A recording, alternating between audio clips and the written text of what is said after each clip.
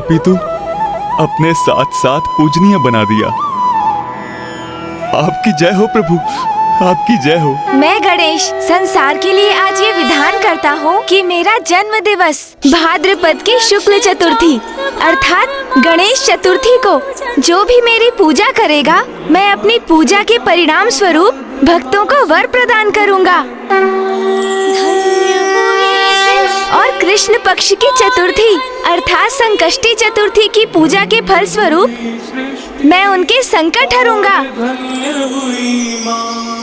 और हाँ, संकष्टी चतुर्थी की पूजा हेतु चंद्र की भी पूजा अनिवार्य होगी।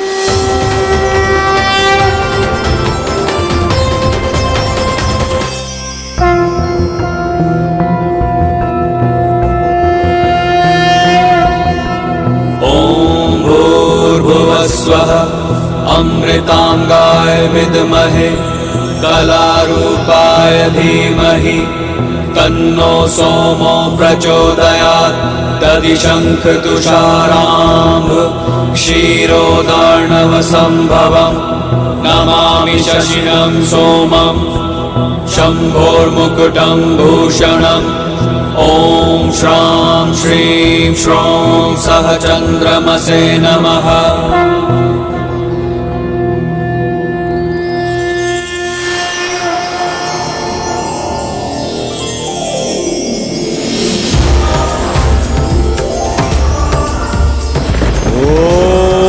नमः शिवाय, ओम नमः शिवाय, ओम नमः शिवाय।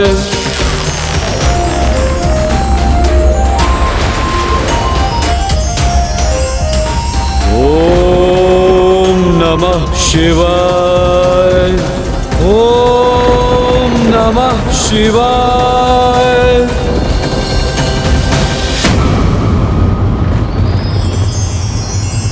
मेरी त्वचा पर ये शीतलता का अनुभव क्यों कर रहा हूं मैं?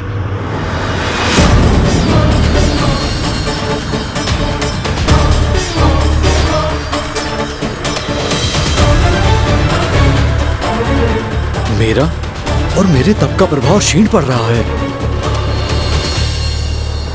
चंद्रदेव भी पुनः आकाश में स्थापित हो गए हैं।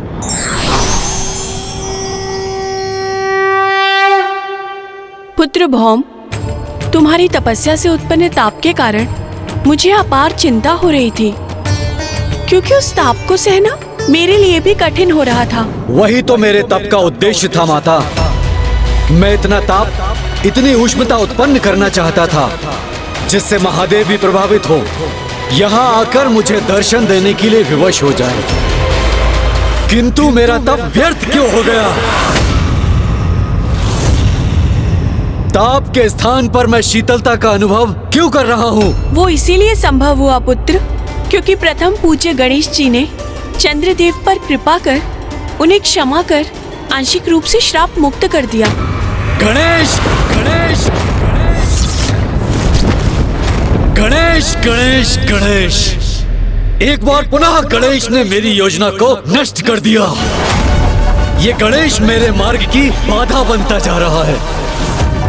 मुझे शीघ्र इसका कोई उचित उपाय करना होगा।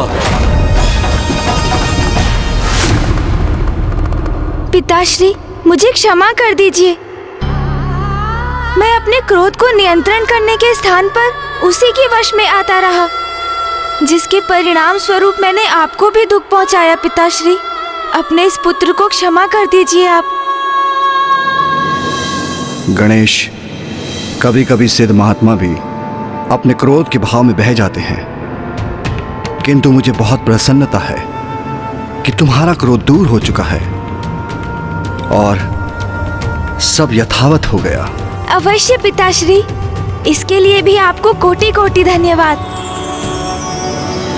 आपने मेरा मार्गदर्शन किया। मुझे इस क्रोधावस्था से निकालने हेतु माँ और भैया के साथ मेरी प्रार्थना की, और जिसके परिणाम स्वरूप ही मुझे इस समस्या का समाधान सूझा। पिताश्री, पुनः कोटि कोटि धन्यवाद पिताश्री। प्रणाम। अब चाहे परिस्थिति कुछ भी हो, मैं अपने क्रोध को स्वयं पर कदापि हावी नहीं होने दूंगा। ओम नमः शिवाय, ओम नमः शिवाय, ओम नमः शिवाय, ओम नमः शिवाय, ओम नमः शिवाय, ओम नमः शिवाय, ओम नमः शिवाय।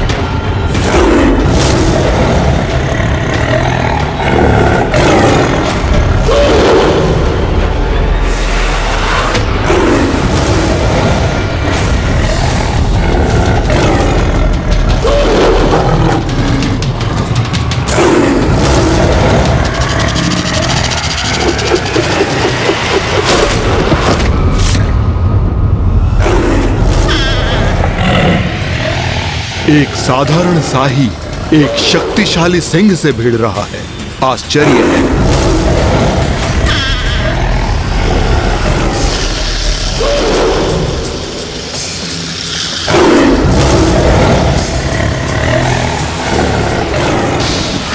देखता हूं सिंह और शाही का यह युद्ध कितने समय तक चलता है।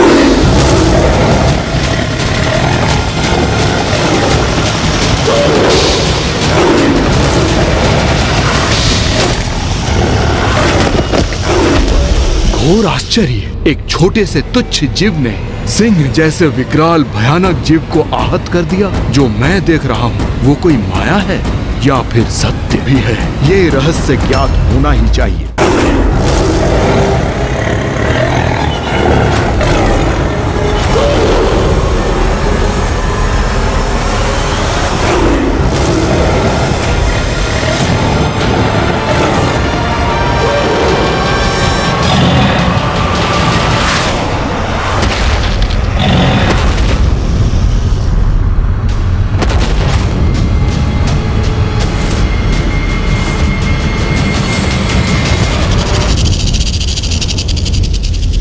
अद्भुत।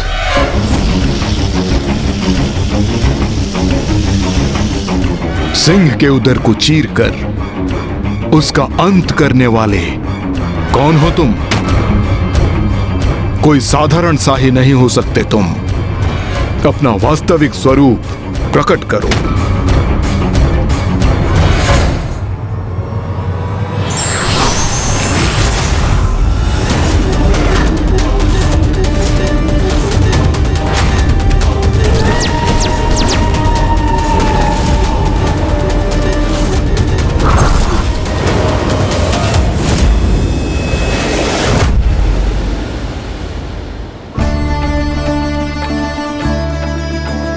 देखा गणेश, अब पुनः सब कुछ इतना सुंदर प्रतीत हो रहा है ना? नहीं भैया, अभी एक और संकट शेष है। संकट? अब कैसा संकट गणेश? मेरा उदर संकट में है भैया। मेरा इतना सुंदर उदर धीरे धीरे भोजन से रिक्त होकर कम होता जा रहा है। इस संकट से निवारण हेतु मुझे शीघ्र जाकर भोजन करना चाहिए। हाँ, ये तो वास्तव में बहुत ही बड़ा संकट है गणेश। तुम्हारा उदर संकट में है। अरे अरे, इससे बड़ा संकट भला कोई हो सकता है? प्रणाम असुर गुरु शुक्राचार्य, मैं हूँ शाही असुर दुर्बुद्धि। असुर हो तुम? ये कैसे संभव है? जहां तक मुझे ज्ञात है, देवी कौशिकी, देवी काली और देवी चंडमारी ने जब शुंभ निशुंभ के साथ युद्ध किया था तो उसके साथ सारे असुर भी मारे गए थे।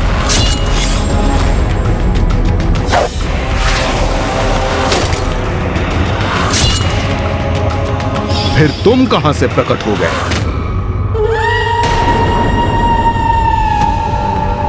उस विनाशकारी युद्ध में सभी असुरों का वध नहीं हुआ असुर गुरु। उस युद्ध में एक असुर शेष रह गया और वो असुर मैं हूं। मैं हूं। प्रत्यक्ष को प्रमाण की आवश्यकता क्या है? मैं आपके समक्ष उपस्थित हूं। अन्य सभी असुरों का, असुर सेनापतियों का, यहां तक कि शुंभ और निशुंभ का वध किया देवी कौशिकी एवं अन्य देवियों ने, किंतु मेरे प्राण तब भी सुरक्षित रह गए। और उस असुर शवों से पटे युद्ध स्थल में मेरी गर्भवती पत्नी मुझे ढूंढती हुई वहां पहुंच गई।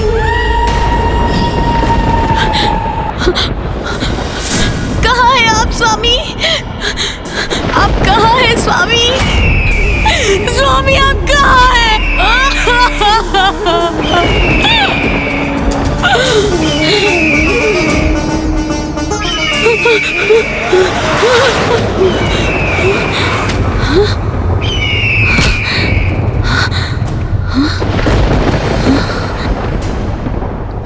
मेरे स्वामी, मेरे स्वामी, स्वामी, स्वामी, स्वामी,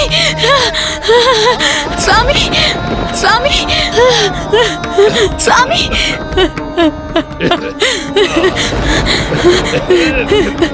मुझे क्या था, आप अवश्य ही जीवित होंगे स्वामी, और आप जीवित हैं। रोदन करने की कोई आवश्यकता नहीं है। मैं जीवित हूँ, किंतु तुम इस अवस्था में यहाँ असुरों का भीषण संहार देखने के लिए, हमारी पराजय का ऐसा भयानक परिणाम देखने के लिए क्यों आई हो? असुर महानायक शुंभ ने हमें विजय का विश्वास दिलाया था, किंतु हुआ क्या? असुरों का ऐसा भीषण सर्वनाश। असुर समुदाय नष्ट हो चुका है प्रिय। मेरे सिवा कोई असुर शेष नहीं रहा। नहीं स्वामी, नहीं, अभी असुरों का समुदाय नष्ट नहीं हुआ है। आप जो जीवित हैं। किंतु मैं अकेला क्या करूंगा प्रिय? एक क्षत विक्षत आहत और एक अकेले असुर में भला कितना सामर्थ्य हो सकता है?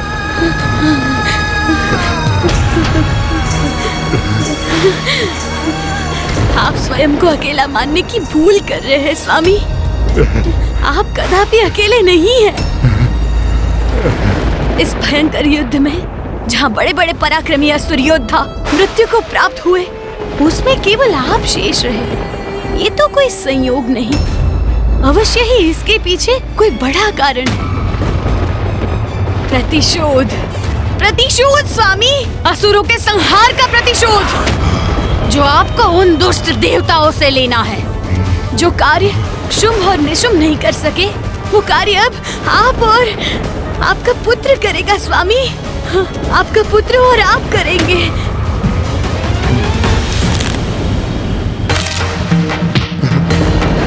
नहीं प्रिय, नहीं, नहीं। असुरों के समूल नाश के बाद भी मेरी पत्नी ने हमारे शिशु को जन्म दिया। कदाचित अब यही शिशु देवताओं के साथ युद्ध में मेरा सहायक सिद्ध होगा।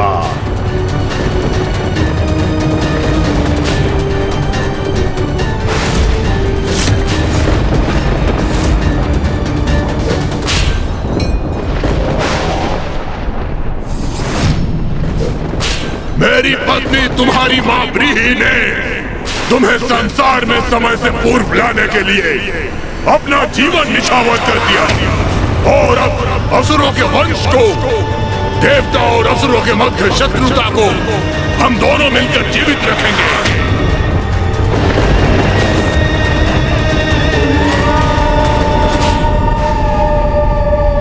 किंतु तुम तो यहाँ अकेले हो, तुम्हारा पुत्र कहाँ है? असुर गुरु, मेरी पत्नी ब्रीहि की इच्छा के अनुसार मेरा पुत्र ज्ञानहरि का विवाह एक नाग कन्या के साथ संपन्न हुआ, जो कि अब गर्भवती है। ज्ञानहरि अपने पुत्र के जन्म का प्रतीक्षा कर रहा है, जिसके उपरांत ही वो युद्ध के लिए प्रस्तुत होगा। किंतु मैं अभी और प्रतीक्षा नहीं कर सकता। मैं अभी प्रतिशोध लेने के लिए तत्पर हूं। आप असुर गुरु हैं, इसलिए आप ही मेरा मार्गदर्शन कीजिए। बताइए मैं क्या करूं? कहां चोट पहुंचाऊं? कैसे पहुंचाऊं जिससे देवताओं को सर्वाधिक आघात पहुंचे?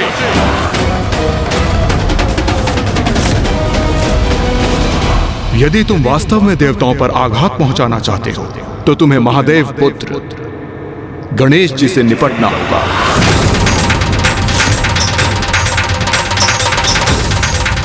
महादेव और पार्वती नंदन प्रथम पूज्य गणेश जी देवताओं की शक्ति है।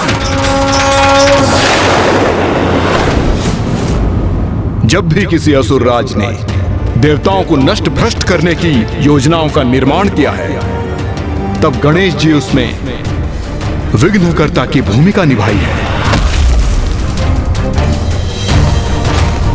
यदि किसी युक्ति से गणेश जी को क्षति पहुंची तो त्रिदेवों को और माता आदि शक्ति को क्षति पहुंचेगी और देवता किसी भी आक्रमण से अपनी रक्षा करने में असमर्थ होंगे।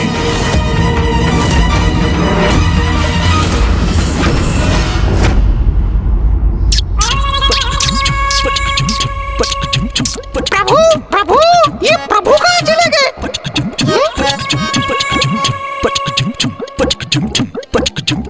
ओहो, प्रभु, आप यहाँ? कब से पुकार रहा हूँ मैं आपको। मैं कितना ऊब रहा हूँ प्रभु। चलिए ना बाहर, क्रीड़ा करते हैं प्रभु। ओहो, क्या हुआ मूषक जी? आप मुझे इतना अशांत क्यों कर रहे हैं? देख नहीं रहे हैं मैं ध्यान में बैठा हूँ। ध्यान में? किंतु क्यों प्रभु? क्यों का क्या अर्थ है मूषक जी?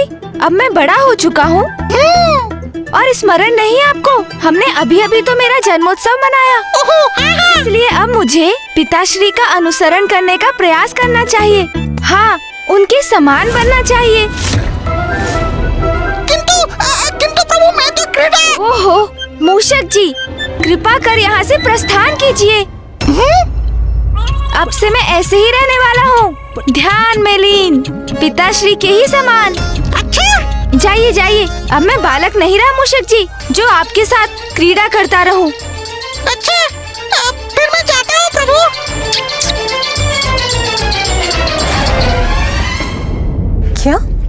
क्या कहा गणेश ने? माता, मैं भी आपके समान शक्ति में आ गया था। जब उन्होंने कहा कि अब से वो सदा ध्यान में ही लीन रहेंगे, मेरे साथ क्रीड़ा नहीं करेंगे।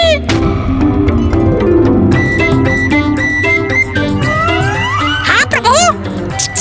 तभी तो मैं सोच रहा था कि आज भोर से गणेश दिखाई क्यों नहीं दिया। हाँ माता, विचार तो मैं भी कर रहा था कि आज भवन में इतनी शांति क्यों है। हाँ, और आज प्रातः काल तो नरेंद्र जी ने मुझे एक बार भी तंग नहीं किया। हाँ, तभी आज भवन में कोई वस्तु नीचे गिर के छिन भिन भी नहीं हुई। नाथ, क्या हुआ है पुत्र गणेश को? ये व्यवहार तो उसके स्वभाव से इतना विपरीत है कि मुझे तो उसके स्वास्थ्य की चिंता होने लगी है। उमा, इसमें चिंता की क्या बात? अपितु यदि गणेश अपने ध्यान पर एकाग्र रहना चाहता है तो ये तो उसका बहुत ही उत्कृष्ट निर्णय है। मुझे ज्ञात है, आप तो यही कहेंगे ना, आपको आपका ध्यान इतना प्रिय जो है। किंतु मेरा पुत्र गणेश शांति से एक स्थान पर कहाँ बैठा है? परिवार का सर्वाधिक नटखट बालक यदि शांत हो जाए तो इसमें चिंता का विषय तो है। मैं अभी उसे समझाती। उमा, उसे उसकी इच्छा अनुसार रहने दीजिए।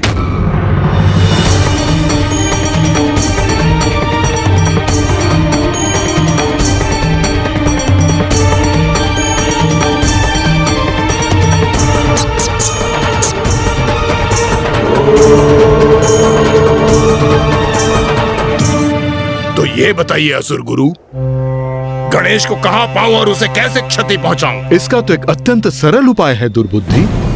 तुम गणेश जी के भक्तों को प्रताड़ित करो तो भगवान स्वयं उनकी रक्षा के लिए प्रकट होंगे। मैं दुर्बुद्धि आपकी सुदबुद्धि से प्रभावित हुआ असुर गुरु। मैं आपके सुझावों का पालन करूंगा। गणेश जी के भक्तों को त्रस्त करूंगा, मैं वध करूंगा। और जब उनके भगवान गणेश जी अपने भक्तों की रक्षा के लिए प्रकट होंगे, तब मैं उनका भी उचित उपाय करूंगा। गणेश जी। ओम नमः शिवाय। ओम नमः शिवाय। ओम नमः शिवाय। माँ, आप यहाँ? पुत्र तुम कुशल तो हो ना? क्या कोई चिंता सता रही है तुम्हें? क्या किसी बात से सशंकित हो तुम? पुत्र मुझे बताओ, क्या हुआ है तुम्हें? माँ, मैं सर्वथा सकुशल हूँ, किंतु आप मेरा ध्यान भंग कर रही हैं। पुत्र, ये क्या हुआ है? अचानक इतने गंभीर क्यों हो गए हो तुम? माँ, ये तो आपको भी स्मरण होगा ना, अपने जन्म दिवस पर मैंने क्या घोषणा की थी? मैंने कहा था प्रत्येक वर्ष अपनी जन्म तिथि अर्थात गणेश चतुर्थी पर मैं अपने भक्तों की मनोकामना पूर्ण करने के लिए उन्हें वरदान दूंगा, उनके सभी विघ्न दूर करूंगा।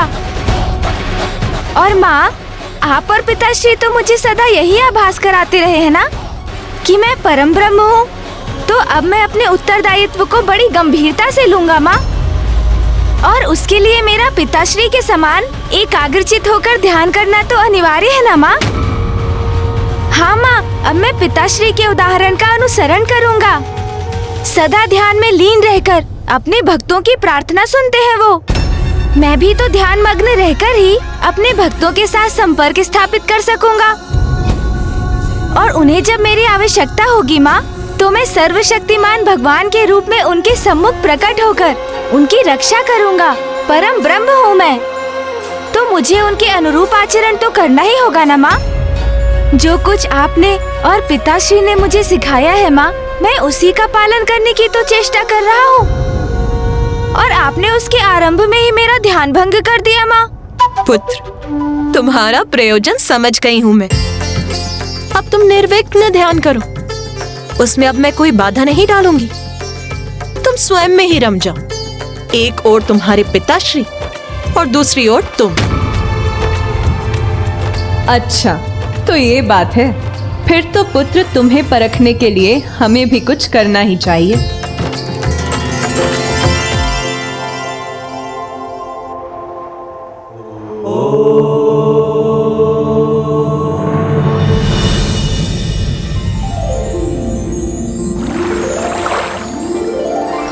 ओम गंग गणपते नमः। ओम गंग गणपते नमः। ओम गंग गणपते नमः। ओम स्वामी? गंग गणपते नमः। स्वामी, मैं पूजा के लिए स्वच्छ फल और पुष्प ले आई हूँ। मैं भी प्रभु के श्री विग्रह के लिए मिट्टी एकत्रित कर चुका हूँ देवी लता। व्रत संकल्प करने के उपरांत गणेश जी के पार्थिव श्री विग्रह की रचना कर हम पूजा प्रारंभ करेंगे। और मैं भी बड़ी उत्सुकता से गणेश जी की पूजा करने के लिए तत्पर हूँ। उन्हें समर्पित करने के लिए हमारे पास अधिक कुछ नहीं है, किंतु हमारी अटूट भक्ति हम उन पर अवश्य निछावर कर सकते हैं। अब हमें लौटकर पूजा की तैयारी शुरू करनी चाहिए। जी स्वामी।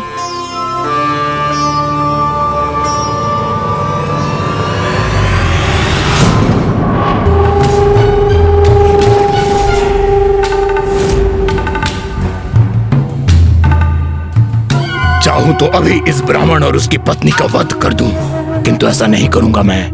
गणेश जी की पूजा करने जा रहे हैं ना ये दोनों, तो मैं इन्हें प्रताड़ित करूंगा, कष्ट दूंगा। तब देखता हूं गणेश जी इनकी रक्षा है तो यहाँ प्रकट होते हैं अथवा नहीं।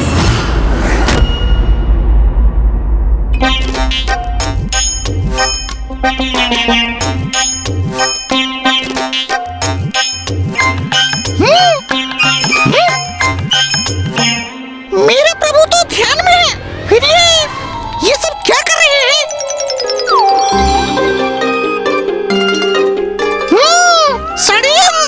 मेरे प्रभु के विरुद्ध। उमा,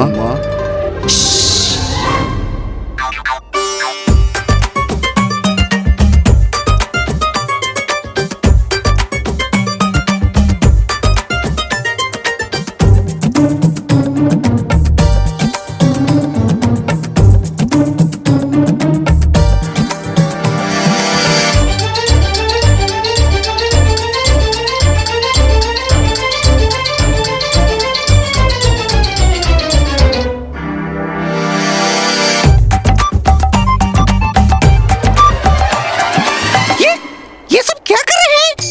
तो क्या मुझे प्रभु को सावधान करना चाहिए? ओम नमः शिवाय। ओम नमः शिवाय। ओम नमः शिवाय। ओम नमः शिवाय। ओम नमः शिवाय। ओम नमः शिवाय। ओम नमः शिवाय। ये ध्यान करते करते अचानक मुझे लड्डुओं और मिष्ठानों की सुगंध क्यों आने लगी?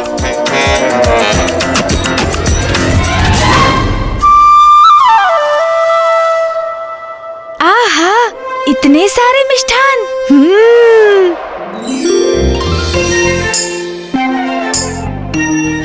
स्मरण आया। माँ ने कहा था अन्न को ना कहना अन्न का अपमान होता है। वैसे भी ध्यान में ही तो ये मिष्ठान खाने हैं, इसमें भला क्या आपत्ति हो सकती है? वास्तव में थोड़ी ही ना खाने हैं मुझे। अब तो उधर भी अनुमति दे रहा है। नहीं प्रभु, ये क्या कर रहे हैं आप? ये तो मात्र एक जाल है, आपका ध्यान भंग करने का। मुझे जाकर प्रभु को सूचित कर देना चाहिए।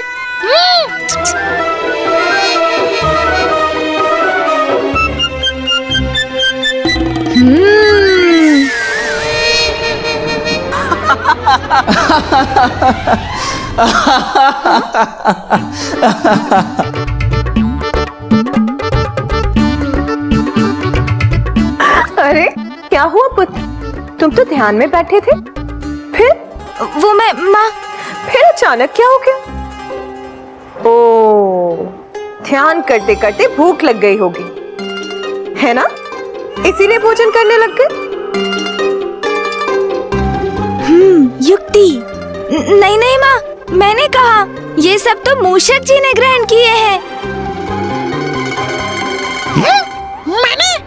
मैं तो आपको इस भोजन के आकर्षण के प्रति सावधान करने आया था प्रभु। ये तो बहुत अच्छा ध्यान है गणेश। मुझे भी ऐसा ध्यान सिखाने की कृपा कीजिए ना पिताश्री, जिसके फल स्वरूप इतने लड्डू खाने का अवसर प्राप्त होता है।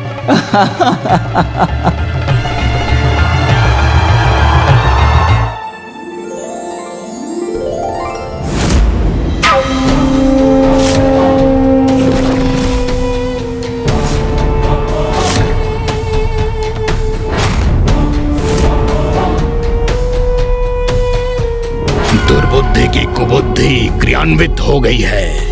अब इन दोनों ब्राह्मण ब्राह्मणी को सताने का आनंद लूंगा मैं।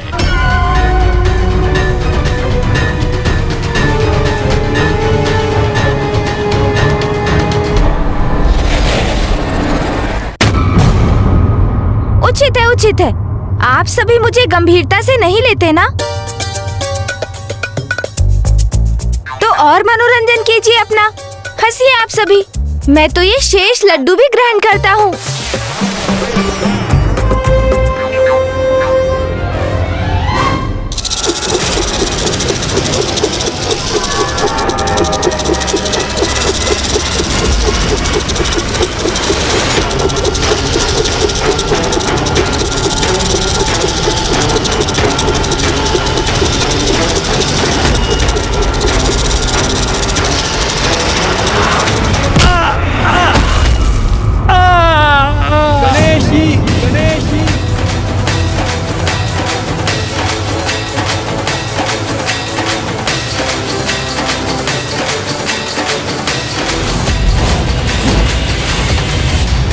अवश्य ही किसी भक्त की सहायता की पुकार सुनी है पुत्र गणेश ने। उमा, पुत्र कार्तिकेय, अब हमें गणेश को अकेला छोड़ना होगा।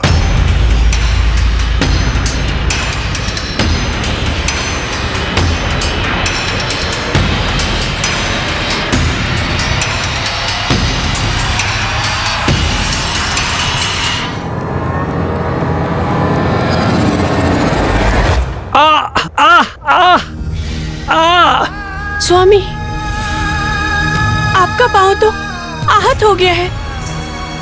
मैं आपकी सहायता करती हूँ। गणेशी, गणेशी। ये किनकी पुकार थी? क्या कोई संकट में है?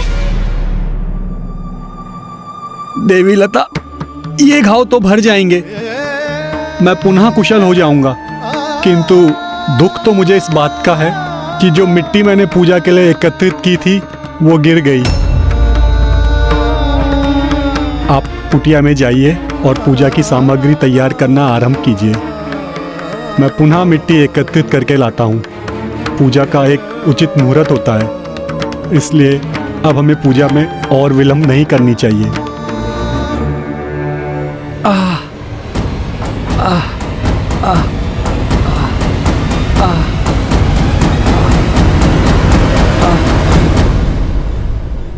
पार्वती नंदन गणेश जी की पूजा के पूर्व ये कैसा विघ्न उत्पन्न हो गया?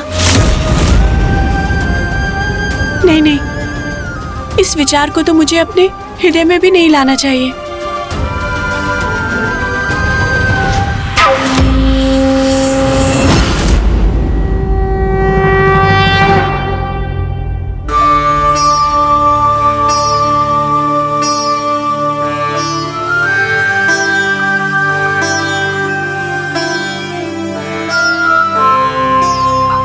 देवी लता, व्रत संकल्प कर हमें अब गणेश जी के पार्थिव श्री विग्रह की रचना करनी चाहिए।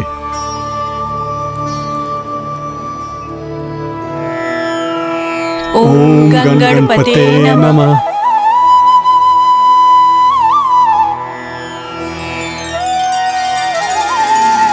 अब सब उचित है। अब समय पर हम पूजा प्रारंभ कर सकेंगे। अब सब उचित नहीं, सब बिगड़ जाएगा अभी।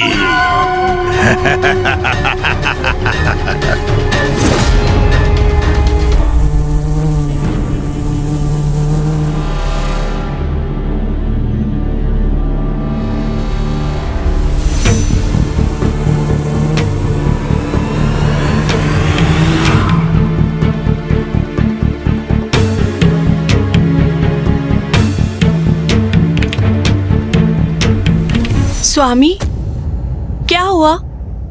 आपको कोई कठिनाई हो रही है? जो मिट्टी मैंने पूर्व में उठाई थी वो गीली थी। ये मिट्टी, इसमें तो पानी डालने में भी नहीं जुड़ रही है।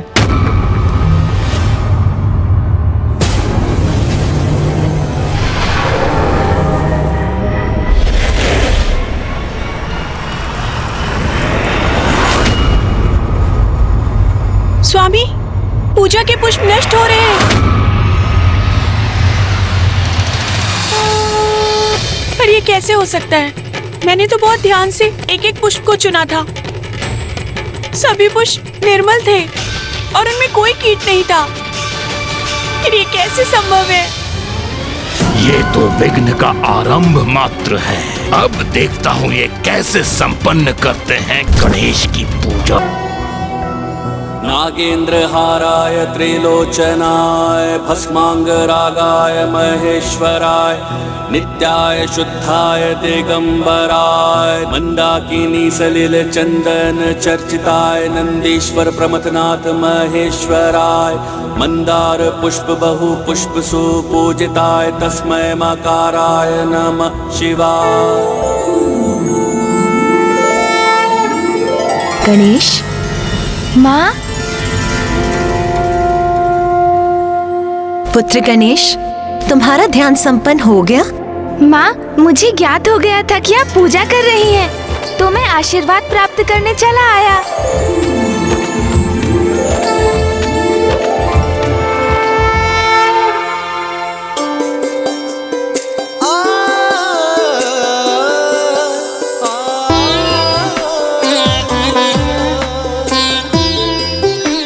सोच रहे हो पुत्र? माँ, क्या मैं ये पुष्प ले सकता हूँ? अवश्य पुत्र।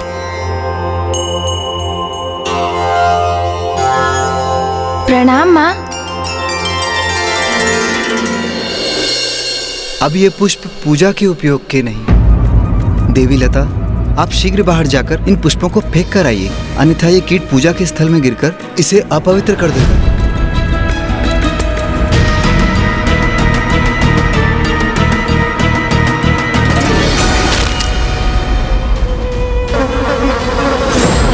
इन्हें सताने में, इनकी पूजा में अवरोध उत्पन्न कर बड़ा आनंद आ रहा है मुझे। श्री गणेश जी की मूर्ति बनाने में असमर्थ क्यों हो रहा हूँ मैं? ये क्या हो रहा है? हमारी पूजा में एक के बाद एक विघ्न उत्पन्न क्यों हो रहा है? स्वामी, विघ्न से विचलित नहीं होंगे हम। पूर्ण श्रद्धा और भक्ति से अपनी पूजा संपन्न करेंगे। किंतु कैसे करेंगे पूजा? मेरे द्वारा बनाया गया गणेश जी का श्री विग्रह बिखर रहा है। पूजा के पुष्पों में कीट है। गणेश जी को हम क्या समर्पित करेंगे? पुष्प नहीं है तो कोई बात नहीं। मैंने गणेश जी के लिए घृत के कुछ लड्डू बनाए हैं और हमारे पास अभी भी कुछ नवीन फल है। गणेश जी को लड्डू और फल अत्यंत प्रिय है, वो उन्हें अवश्य स्वीकार करेंगे।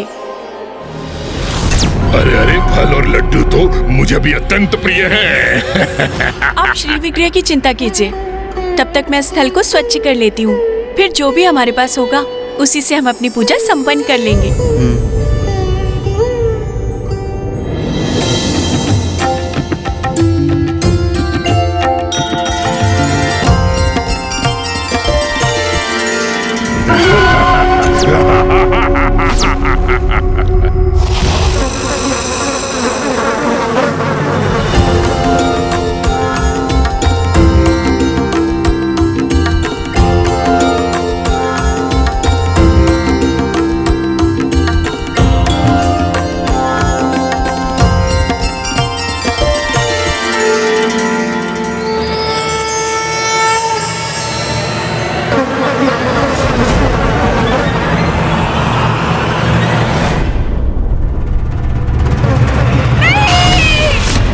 क्या हुआ लता?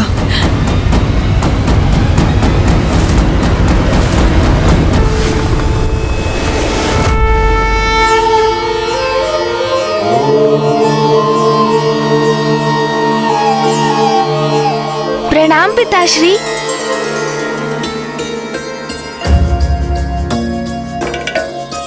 पिताश्री, मैं क्या आपकी थाल से एक फल ले सकता हूँ? अवश्य पुत्र।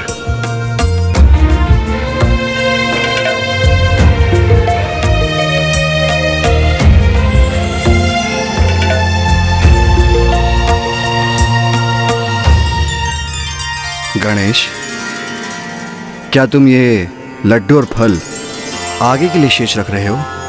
हाँ पिताश्री, आप कुछ ऐसा ही समझ लीजिए। प्रणाम पिताश्री।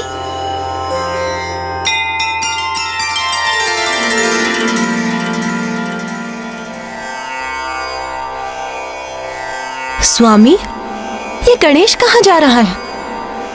अपना दायित्व निभाने, भगवान के रूप में अपने भक्तों की रक्षा करने।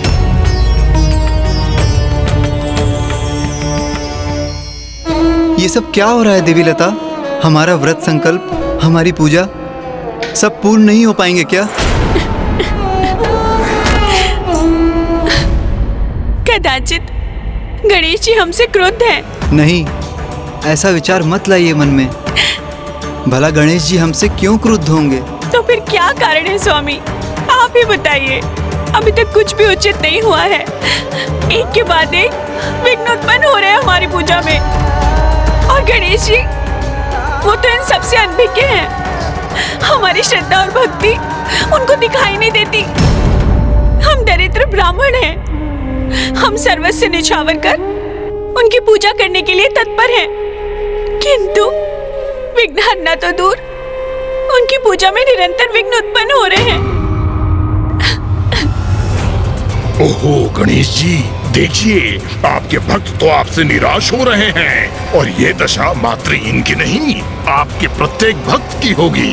इन्हें इस अवस्था में मैं लेकर आऊंगा। जिनको आप पर अटूट विश्वास है, उनको निरंतर प्रताड़ित करूंगा मैं। तो उनकी रक्षा करने हेतु क्यों नहीं प्रकट हो रहे हैं आप? अब जब पूजा का मुहूर्त बीत चुका है तो ये पूजा निरर्थक हो गई। हमारा व्रत, संकल्प, हमारी आस्था सब व्यर्थ हो गया। नहीं नहीं, अभी सब कहाँ नष्ट हुआ? ये तुम्हारे द्वारा गढ़ी गणेश जी की मूर्ति मेरी दृष्टि को खटक रही है। उसे भी नष्ट करना चाहिए मुझे।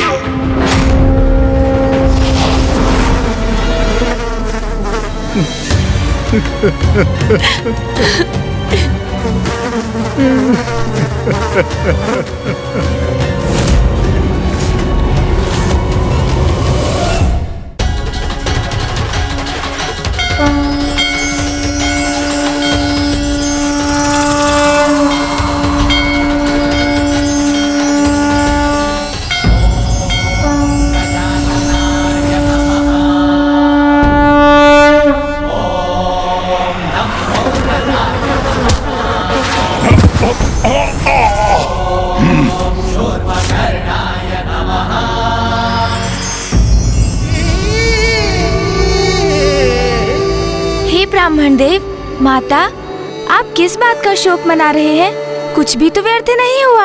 आपको मेरी पूजा करनी थी ना। देखिए, मैं स्वयं साक्षात आपके सामने प्रकट हो गया हूँ। अब आप संतोष मन से प्रसन्नता पूर्वक मेरी पूजा कर सकते हैं। किंतु प्रभु, आपको समर्पित करने के लिए हमारे पास कुछ भी शेष नहीं है। हमारी पूजा की सारी सामग्री तो नष्ट हो चुकी है। ओह हाँ, आपने तो अच्छा स्मरण दिलाया। पूजा की सामग्री तो मैं साथ लाया हूँ माता। ये लीजिए माता।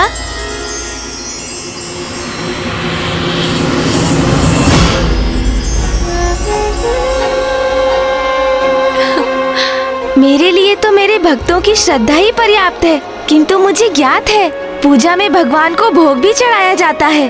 तो समझ लीजिए, ये सभी सामग्री आपकी पूजा के लिए मेरी माँ और पिताश्री की ओर से भेंट है। स्वयं महादेव और माता पार्वती के कृपा के पात्र बनकर हम कृतार्थ हो गए।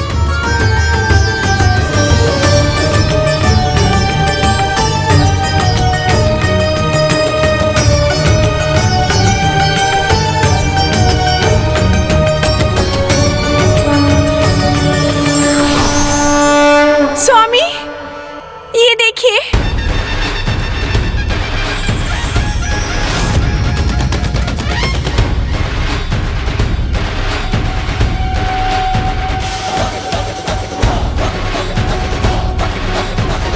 तो ये गजमुख है महादेव पुत्र गणेश। ये तुच्छ बालक मेरी योजना पे पानी फेर दे, ये मैं कदापि स्वीकार नहीं करूंगा। अब तो भगवान गणेश का उनके भक्तों के समक्ष वध करके अत्यंत भयंकर बाधा उत्पन्न करूंगा पूजा में मैं। मेरे भक्तों पर कोई आँच नहीं आने दूंगा मैं। संकट कैसा भी क्यों ना हो, उसे उनसे सदा दूर करूंगा मैं।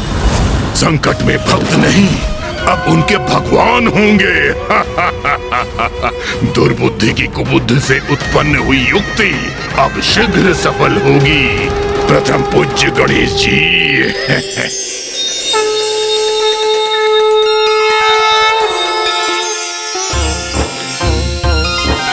सुनो गणेशा, हम भक्त तेरे। सुनो गणेशा, हम भक्त तेरे। प्रभु तेरी महिमा गाए, प्रभु तेरी महिमा गाए। बप्पा तेरा ही गुण गाए, बप्पा तेरा ही गुण गाए। विघ्नेशाय नमः, विश्ववरदाय नमः, विश्वचक्षुषे नमः, जगत्प्रभवे नमः, हिरण्यरूपाय नमः, सर्वात्मने नमः, ज्ञानरूपाय नमः, जगन्मयाय नमः, ऊर्ध्वरेत्से नमः, महाबाहवे नमः, अमेयाय नमः, अमित विक्रमाय नमः। मुझे मेरे भक्तों की भक्ति आनंदित कर रही है। भक्ति की शक्ति का कोई लाभ नहीं होगा इन भक्तों को और स्वयं उनके भगवान को, क्योंकि इस बार उनका सामना दुर्बुद्धि से है। अब मैं जाकर पूजा करने वाले और पूजा प्राप्त करने वाले भगवान दोनों को ही नष्ट कर दूंगा।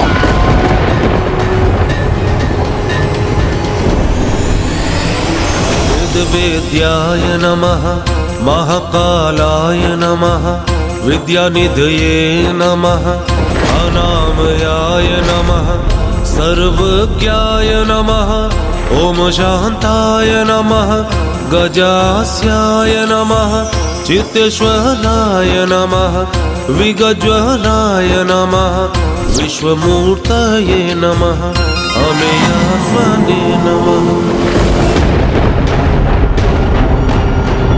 महादेव पुत्र गणेश, जैसी अपेक्षा थी वैसे ही किया तुमने। मेरे आखिर जाल में फंसे गए। मैं सर्वप्रथम तुम्हारे समक्ष तुम्हारे भक्तों के प्राण हरूंगा और फिर तुम्हें असुरों के मार्ग से हटाऊंगा। प्रभु, आपने हम पर कृपा कर हमें कृतार्थ कर दिया। मैं आ रहा हूँ गणेश, तुम्हें तुम्हारी मृत्यु से भेंट कराने।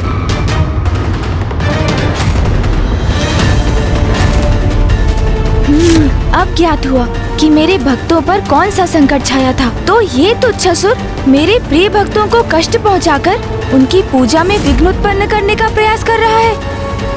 दुष्ट जो भी हो तुम, किंतु तुम्हें अपने भक्तों तक कदापि नहीं पहुंचने दूंगा। तुम्हें रोकने का उचित उपाय है मेरे पास।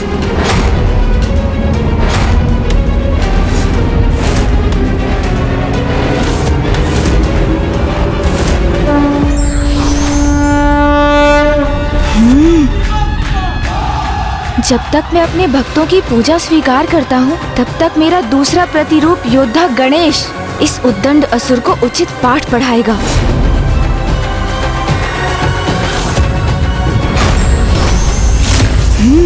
दूर हटो मेरे भक्तों से, दुष्ट, जाओ यहाँ से।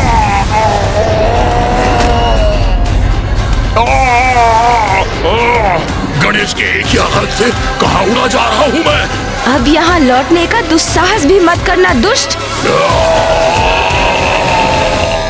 ओम नमः शिवाय।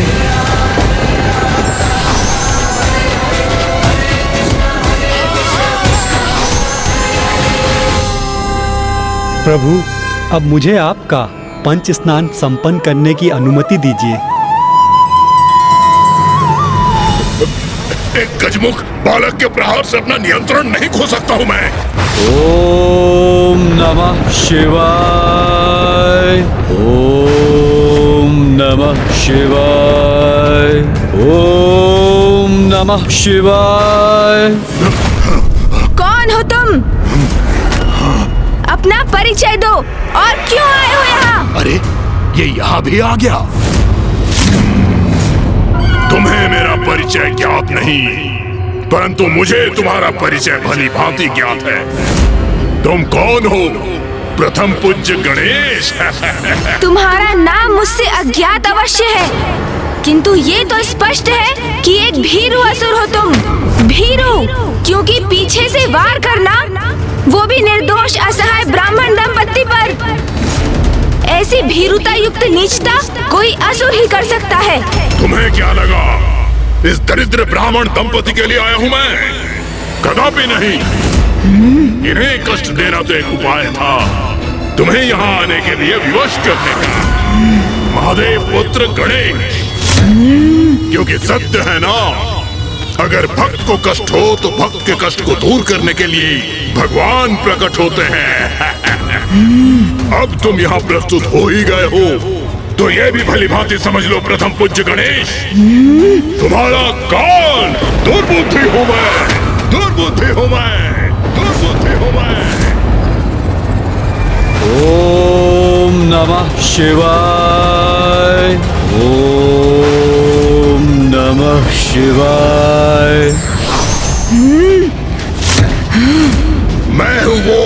एकमात्र असुर जो शुंभ के साथ युद्ध में देवी कौशिकी द्वारा समस्त असुरों के संहार के पश्चात शेष है। और मैं शेष क्यों रहा, इसका कारण ज्ञात है तुम्हें। मेरे जीवन का उद्देश्य है उस कार्य को पूर्ण करना जो शुंभ और निशुंभ ने आरंभ किया था, देवताओं पर असुरों की विजय। शुंभ निशुंभ जैसे अति बलशाली असुर कुमार्ग का चयन करने के कारण ही माँ से दंडित हुए। उनका संहार किया माँ ने।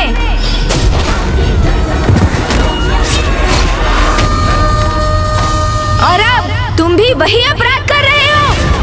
दुर्बुद्धि, सद्बुद्धि जागृत करो अपने भीतर और तनिक विचार करो। माँ ने तुम पर दया कर तुम्हें जीवित छोड़ दिया, तो अब तो सन्मार्ग पर चलो, सत्कर्म करो। जाओ, मैं तुम्हें एक अवसर देता हूँ, सुधार लो अपना जीवन दुर्बुद्धि। अवसर प्राप्त करने ही तो आया हूँ यहाँ, असुरों के प्रयोजन को सिद्ध करने का अवसर। शुंभ निशुंभ से भूल हुई, तुम्हारी माता से उलझ गए। उन्हें तुम्हें क्षति पहुँचाने का प्रयत्न करना चाहिए था, क्योंकि यदि तुम्हें पराजित कर दिया तो देवता तो स्वतः पराजित हो जाते।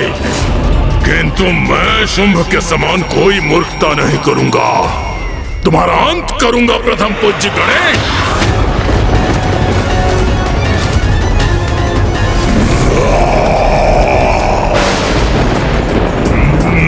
भूमि में इतना कंपन क्यों है?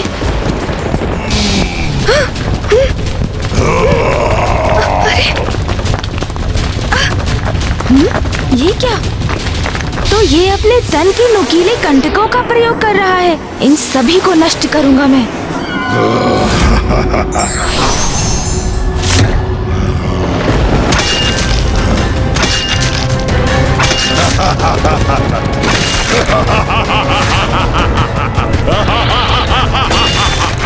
कितने भी प्रहार कर लो गणेश, इन्हें कोई क्षति नहीं पहुंचा सकोगे। मेरे नुकीले कंटक तुम्हें घेर कर बंदी बना लेंगे।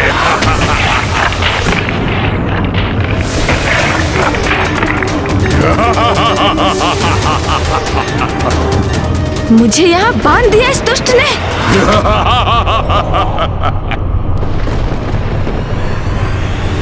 क्या हुआ गणेश? मेरे इस विशेष कारागार में बंदी बनकर आनंद आ रहा है? अभी तो ये मात्र आरंभ है, बहुत कुछ शेष बाकी है।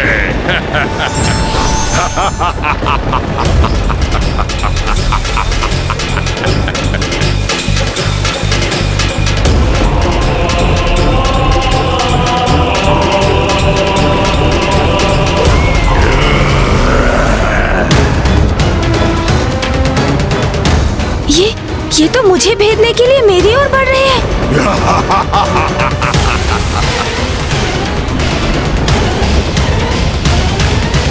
प्रथम पूज्य गणेश, अब कुछ ही क्षणों में मेरे नुकीले कंटक तुम्हारे तन को छलनी कर देंगे। अब तुम्हारे अंत से पूर्ण होगा मेरा प्रतिशोध। देवी कौशिकी ने मेरे संपूर्ण समुदाय का अंत किया था, तो अब मैं तुम्हें छीन लूंगा देवताओं से। तुम जिनके संरक्षक हो, तत्पश्चात मैं उन पर ऐसा आक्रमण करूंगा जिनकी चित्कार से संपूर्ण ब्रह्मांड गूंज उठेगा।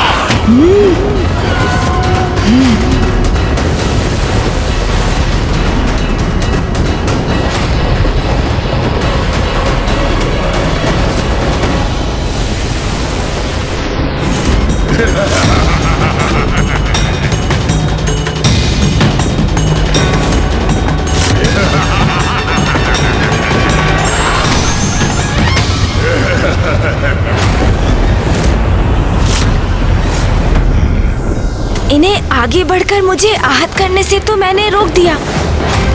सूर्य जी, मुझे ज्ञात तो है कि आप भी इस दुर्बुद्धि के नुकीले अस्त्रों की श्रृंखला को खंडित कर इसे इसकी भाषा में उत्तर देने के लिए अति उत्सुक हैं। किंतु मैं इसे अपनी भूल का प्रायश्चित कर सुधरने का एक अवसर अवश्य दूंगा, क्योंकि अभी कुछ ही समय पूर्व पिताश्री ने तो मुझे समझाया था ना कि क्रोध से किसी समस्या का समाधान नहीं होता। इसलिए रुकिए, मैं इस नुकीले अस्त्रों की श्रृंखला को हटाकर एक ओर कर देता हूँ।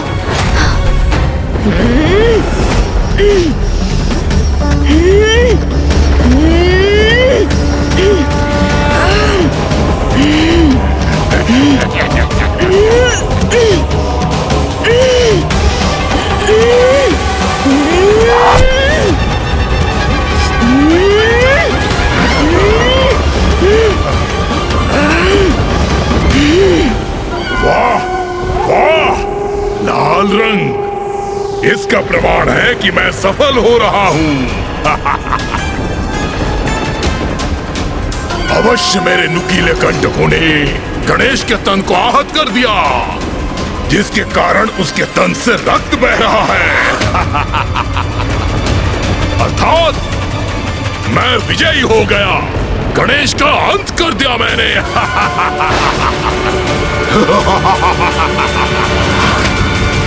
ये कैसी ध्वनि है?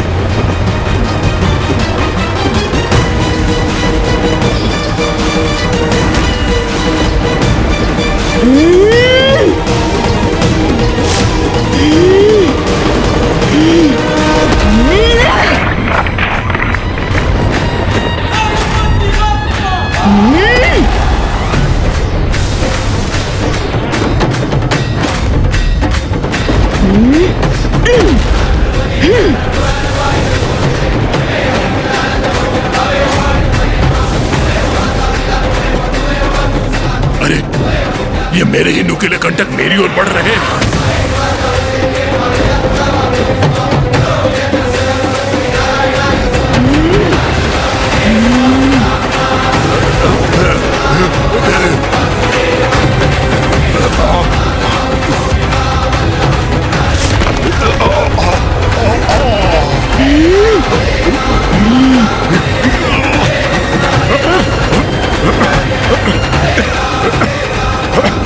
ये क्या हुआ? इस धुंध के कारण मुझे कुछ दिखाई नहीं दे रहा है। मैं तो दिखाई दे रहा हूँ। तो कहिए, आपकी आसुरी क्रीड़ा समाप्त हुई या अभी भी मेरे भक्तों को कष्ट पहुँचाना शेष है आपका? जय देव जय देव जय देव जय देव जय देव जय देव जय देव जय देव। एक दंत दयावंत चार भुजाधारी, मस्तक सिंदूर सोहे मूस की सवारी। एक दंत दयावंत चार भुजाधारी, मस्तक सिंदूर सोहे मूस की सवारी। जय देव जय देव जय देव जय देव जय देव जय देव जय देव जय देव। महादेव पुत्र गणेश की जय। वास्तविकता में उनके दो ही पुत्र हैं, कुमार कार्तिकेय जी और प्रथम पूज्य गणेश जी।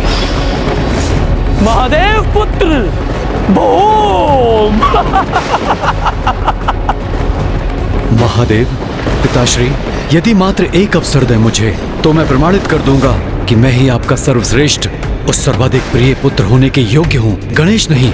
वैसे भी क्या गुण है उस गणेश में? वो तो मात्र एक बालक है और मैं पूर्ण रूप से वयस्क बलिष्ठ पुरुष। अपने बल और क्रोध से मैं सब कुछ नष्ट कर सकता हूँ।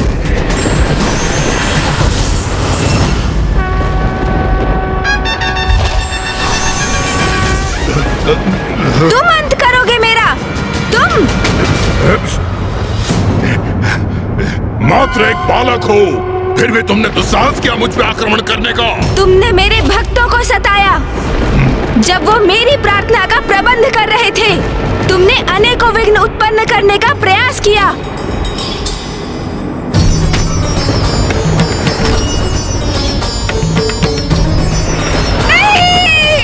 और जिसके दंड स्वरूप अब मैं तुम्हारा अंत करूंगा। दुर्बुद्धि, अंत करूंगा तुम्हारा।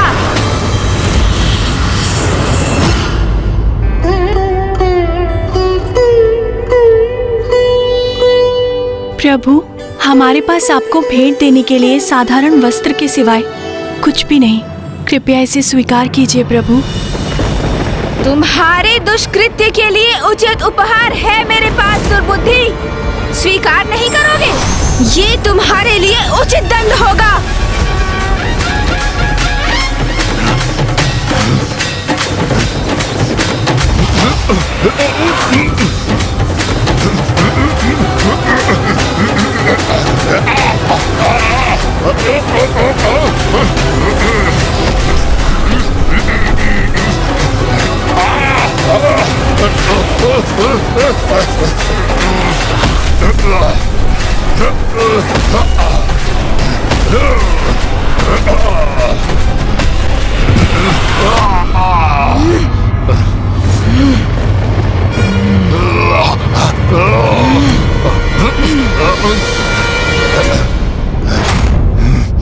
दोस्त गजमुख, अब नहीं छोड़ूंगा तुझे मैं।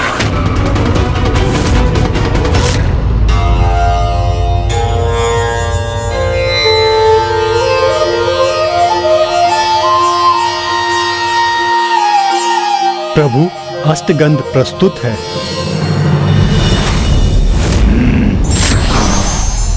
दुष्ट असुर, मेरे भक्तों को पीड़ा पहुंचाई तुमने। मेरी पूजा को भंग करने का प्रयास किया तुमने। भक्तों को ही नहीं, अब मैं तुझे उससे भी अधिक पीड़ा पहुंचाऊंगा गणेश।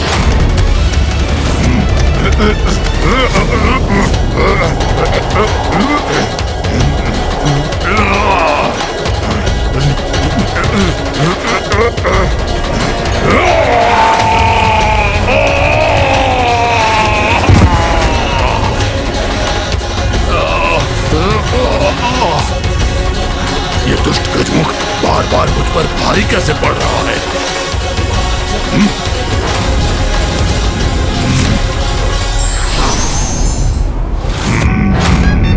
दुर्बुद्धि!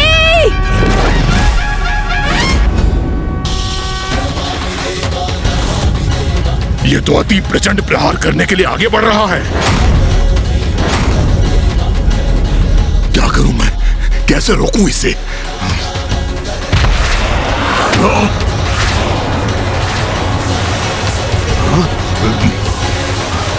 अब अपनी रक्षा कैसे करूं मैं?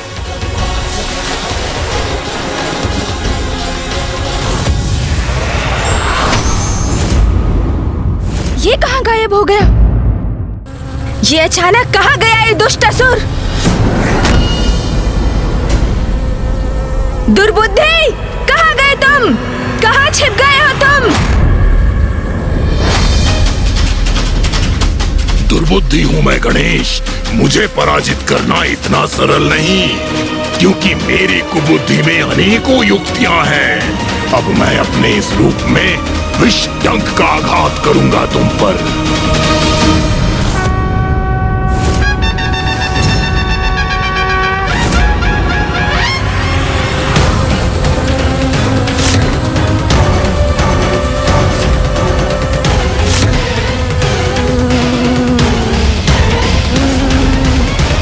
मूर्ख असुर, मैंने तुम्हारे इस रूप में भी तुम्हारे आक्रमण का स्वर सुन लिया है।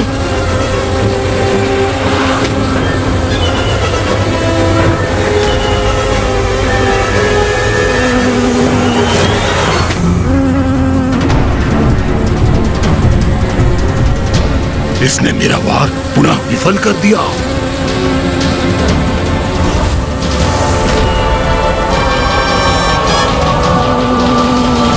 दुष्ट, अब इस प्रहार से बच नहीं पाओगे।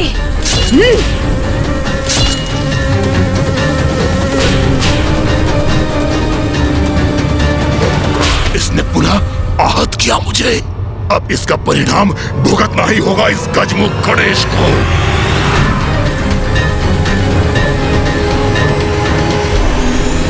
अब अवश्य अंत करूंगा मैं इस दुष्ट का।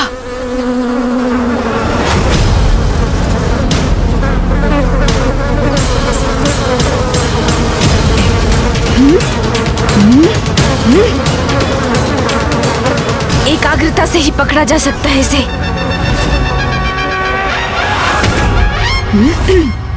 बस दुर्बुद्धि, अब बहुत हुई तुम्हारी क्रीड़ा।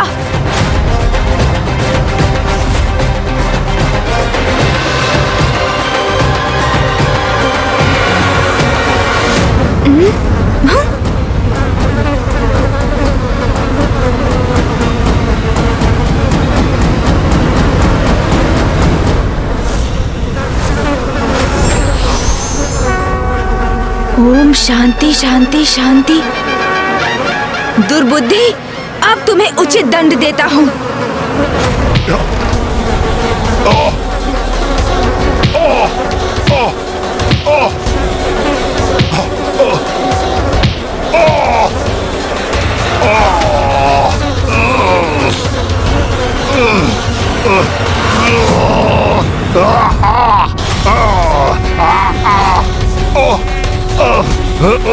उतरो गजमुख बालक, छोड़ो मुझे।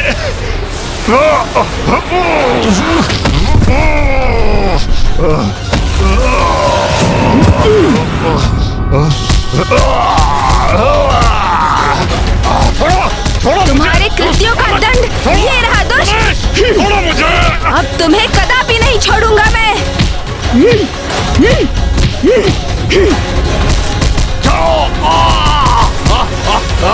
छोड़ो मुझे।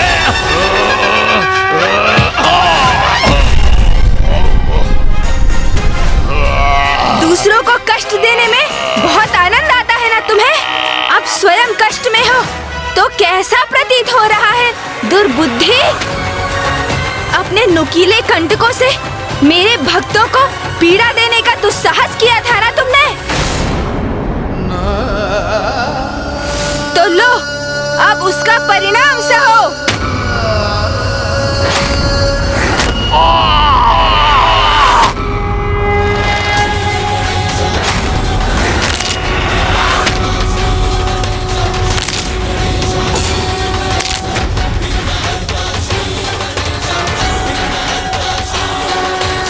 यही दंड है तुम्हारा।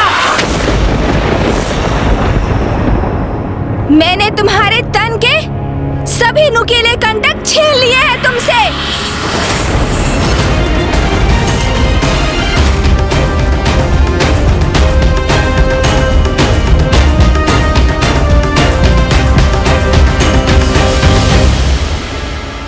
दंड तो अब मैं दूंगा तुम्हें।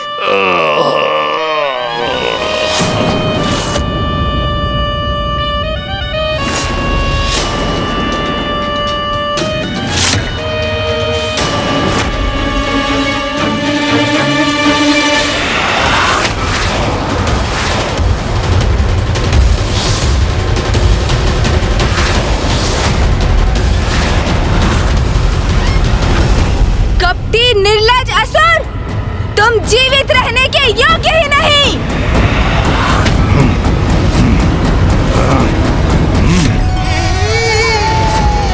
हे ब्रह्मदेव, माता, मैं आप दोनों की पूजा से अत्यंत प्रसन्न हुआ। आप दोनों ने अपनी भक्ति के उदाहरण से ये स्थापित कर दिया कि यदि व्यक्ति का उद्देश्य पवित्र हो, उसका हृदय निर्मल हो, तो फिर कोई भी बुरी शक्ति उसके लक्ष्य प्राप्ति में बाधा नहीं बन सकती, क्योंकि जिनके विचार शुद्ध हैं, निर्मल हैं, भगवान भी उन्हीं का साथ देने के लिए प्रेरित होते हैं।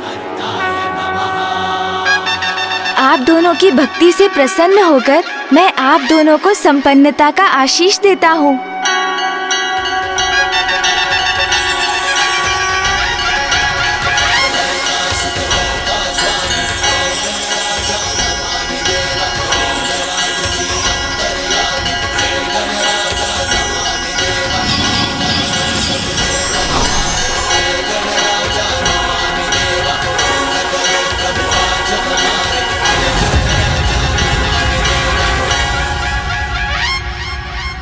ये सभी तो मात्र सांसारिक वस्तुएं हैं।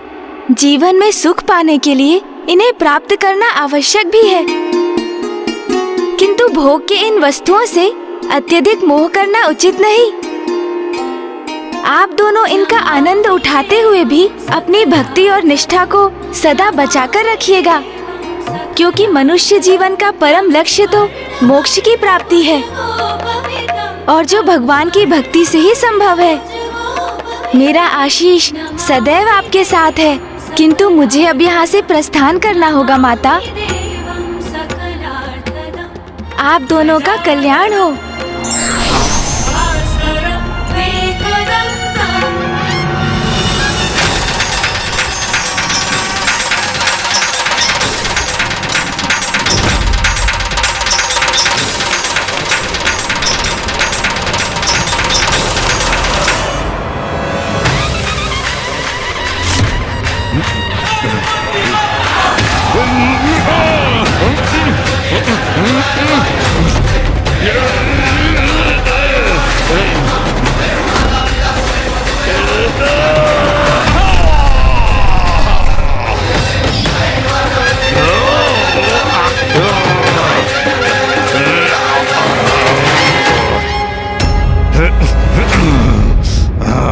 भगवान के लिए उसका भक्ति ही सर्वोच्च है। दुर्बुद्धि,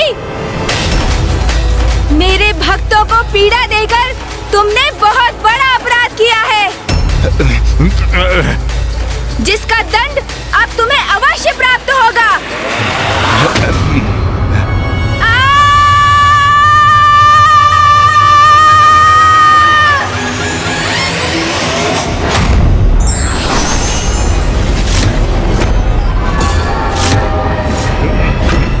नहीं नहीं नहीं,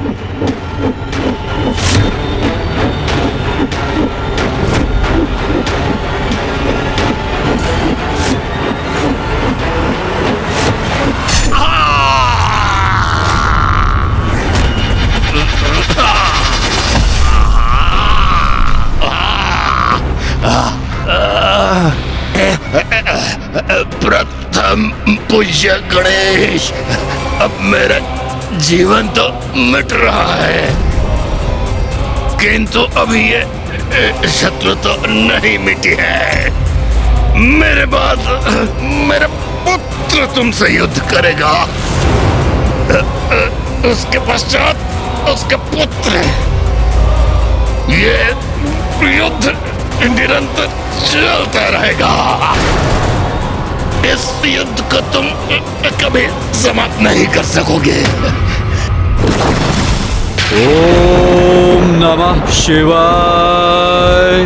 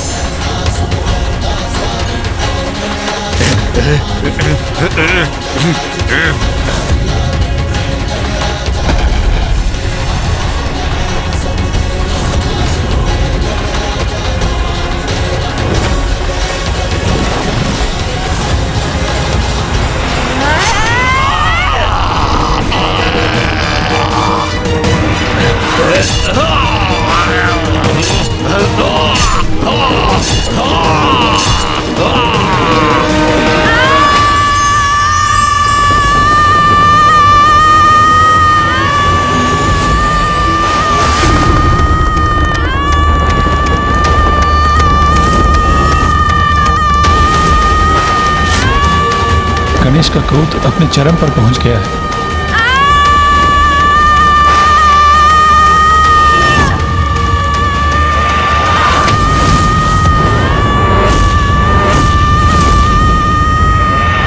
गणेश जी का क्रोध तो गर्जना के रूप में चारों दिशाओं में ध्वनित हो रहा है।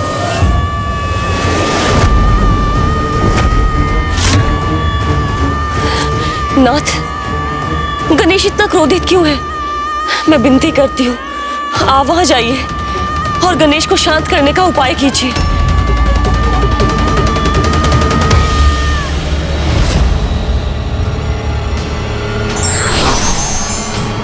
इतना क्रोध मुझे कैसे आ गया और क्यों?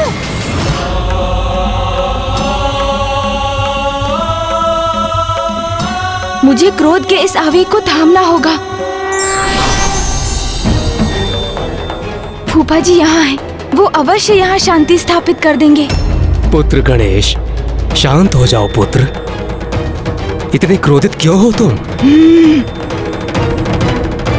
ओम नमः शिवाय। मैं सभी को गणेश के विरुद्ध कर दूंगा। मैं गणेश को ऐसा कृत्य करने पर विवश कर दूंगा कि सभी उसको आयुक्त महादेव पुत्र मान लें, जैसे अभी तक मैं रहा हूं।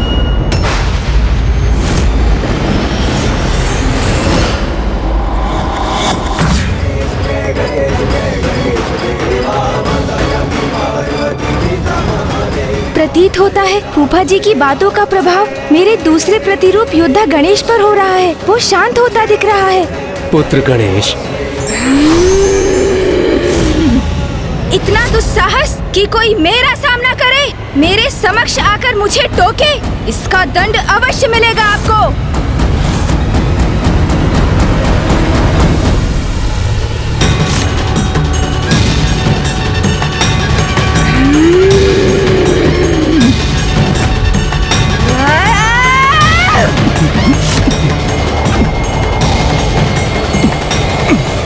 पुत्र गणेश, शांत हो जाओ पुत्र। अपनी श्वास से मेरा खिंचाव बंद करो।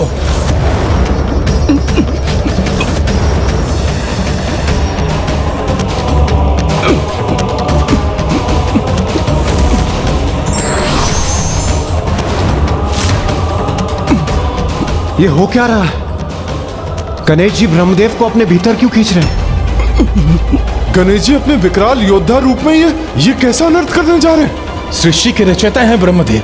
यदि उन पर संकट आया तो समस्त सृष्टि पर संकट आएगा।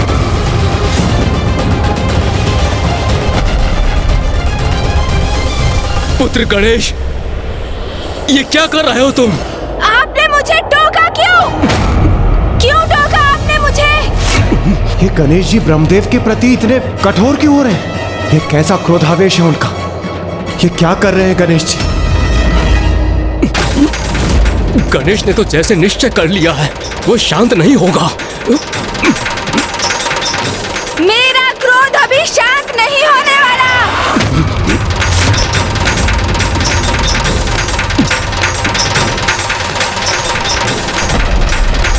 गणेश रुक जाओ।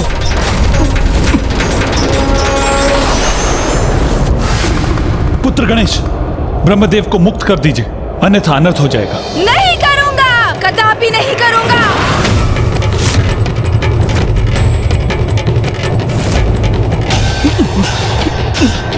रुक जाइए गणेश जी। गणेश जी शांत हो जाइए। रुक जाइए गणेश जी, रुक जाइए। गणेश जी रुक जाइए।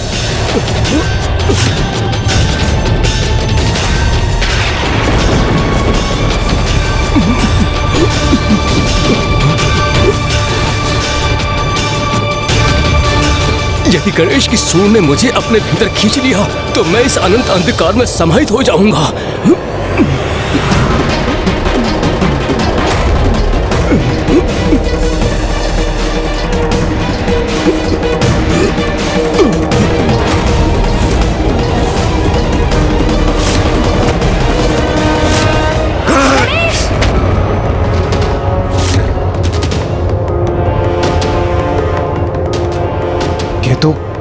ये तो गणेश जी का स्वर है,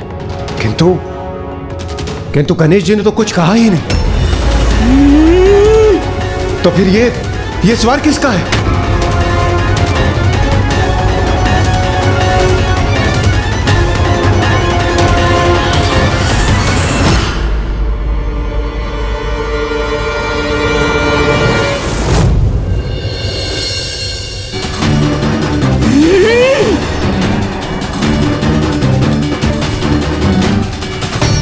एक और गणेश जी?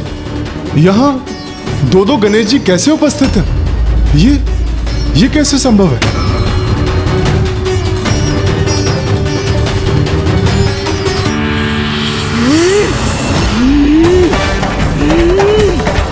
गणेश, गणेश शांत हो जाओ। ये क्या हो गया है मुझे? क्रोध के ऐसे भीषण आवेग में क्यों बहा जा रहा हूँ मैं?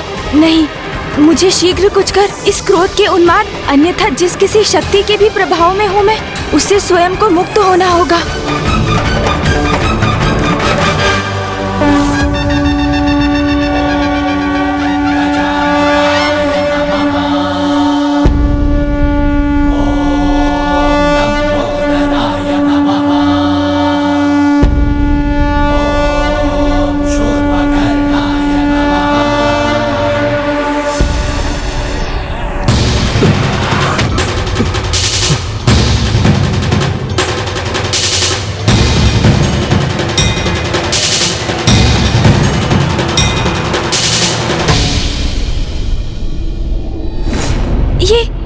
कैसा अनर्थ करने जा रहा था मैं? क्या हो रहा था यहाँ? फूफा जी, क्या मैंने आपको? हाँ, अपने क्रोध के आवेग में तुम फूफा जी को क्षति पहुँचाने का प्रयास कर रहे थे। मुझे क्षमा कर दीजिए फूफा जी। ज्ञात नहीं अचानक किसके प्रभाव में क्रोध के ऐसे अतिरेक में बह गया मैं। क्षमा कर दीजिए मुझे। गणेश, तत्काल अपनी वास्तविक अवस्था में आओ, अभी इसी क्षण।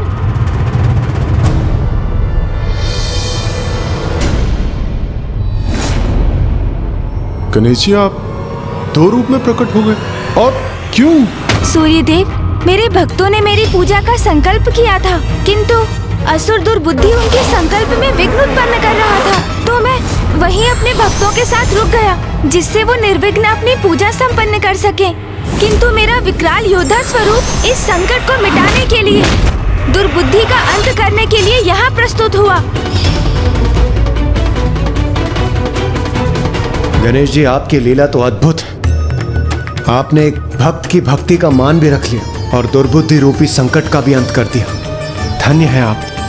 यदि भगवान भक्तों की रक्षा नहीं करेंगे तो संसार में धर्म की सत्ता कैसे स्थापित होगी?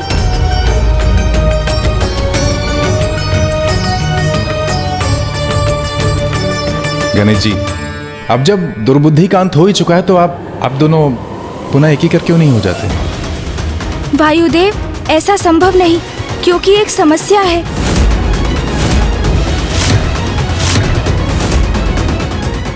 गणेश जी, अब जब दुर्बुद्धि का अंत हो ही चुका है तो आप दोनों पुनः एक ही कर क्यों नहीं हो जाते?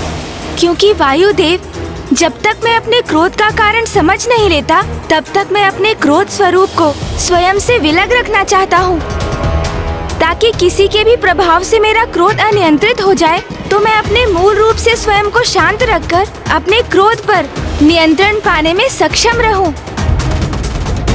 और अपने भक्तों की रक्षा करना तो हमारा प्रथम कर्तव्य है। किंतु अब ये कर्तव्य शेष है गणेश, जिसका उल्लेख अभी तुमने किया।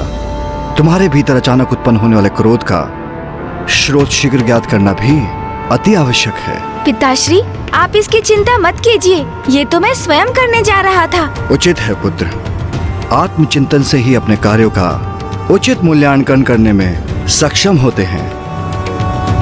अपनी भूलों को समझकर अपने दोषों का निवारण करने के लिए प्रेरित होते हैं। इसलिए मैं तुम्हें आत्मचिंतन के लिए एकांत में छोड़ता हूँ। फूफा जी, मुझे अपने कृत्य के लिए ग्लानि कम होगी यदि? पुत्र, तुम्हें ग्लानि करने की कोई आवश्यकता नहीं है। मैं तुम्हें क्षमा कर चुका हूँ। फूफा जी, वास्तविकता में मेरा अनुरोध तो ये था कि आप माँ से इस विषय में कुछ ना कहें, अन्यथा वो मुझे कहीं मेरे प्रिय भोजन मोदक से वंचित ही ना कर दे।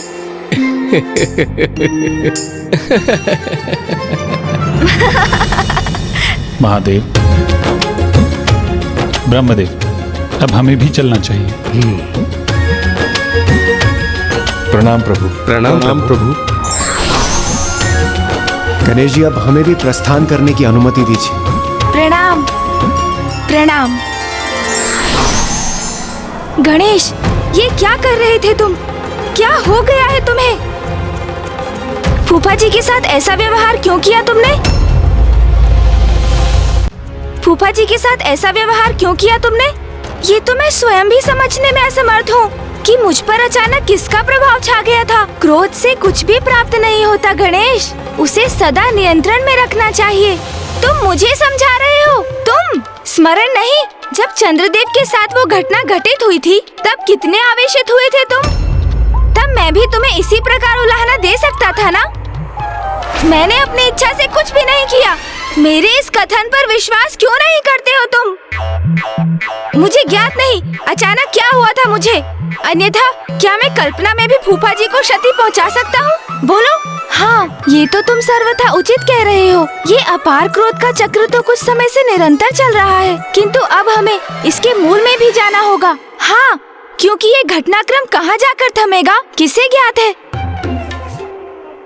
कल चंद्रदेव पर तुमने क्रोध किया, आज मैं क्रोधवश फूफा जी को ही निगलने चल दिया। कल तुम मामा जी को अपना आहार बनाने भी पहुंच सकते हो। फिर क्रोधवश तुम इंद्रदेव, सूर्यदेव और अन्य सभी देवताओं को भी क्षति पहुंचा सकते हो। और तो और स्वयं भैया पर भी आक्रमण कर सकते हो। मैं नहीं, तुम। मैं अर्थात तुम। समझ गया, समझ गया। हम दोनों एक ही तो हैं। चलो इसकी चर्चा छोड़ो। ये बताओ, तुम क्या अभी भी क्रोध से प्रभावित हो? नहीं। ये क्या कर रहे हो तुम? और क्या, तुम्हारे क्रोध को जागृत करने का प्रयास कर रहा हूँ। कहो, क्रोध आया तुम्हें? अब मैं भी तुमसे वही प्रश्न करता हूँ। क्यों, क्रोध आया तुम्हें? नहीं, ऐसे तो हम दोनों को ही क्रोध का आभास नहीं हुआ। तो इसका अर्थ है हमारे क्रोध के मूल में कुछ और है और इसका रहस्य शीघ्र ज्ञात करना होगा हमें। वो तो है, किंतु ये हम कैसे ज्ञात करेंगे?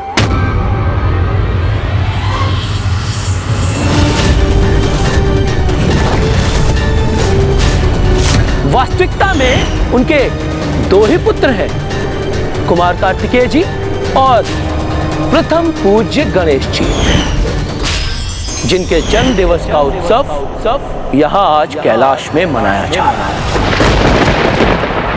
गणेश का जन्म दिवस, महादेव का प्रिय पुत्र।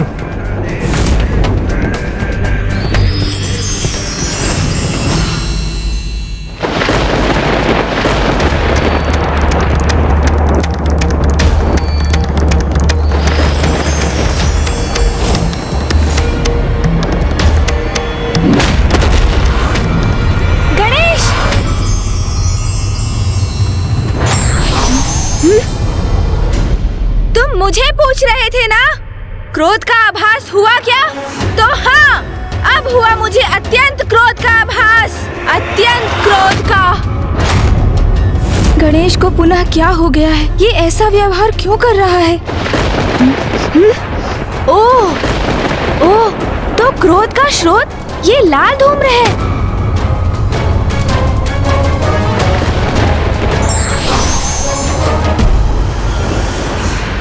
और ये धूम्र तो आकाश मार्ग से अवतरित हो रहा है, जहाँ आकाश इसके प्रभाव से रक्तवर्णीय हो गया है। जब हमें ये ज्ञात हो ही गया है, तो विलंब किस बात का? हमें यथाशीघ्र वहाँ पहुँचना चाहिए। जो भी इस क्रोध का कारण है, अब वही इसके परिणाम का भागी बनेगा। मैं तो उसे मसलने के लिए आतुर हो रहा हूँ।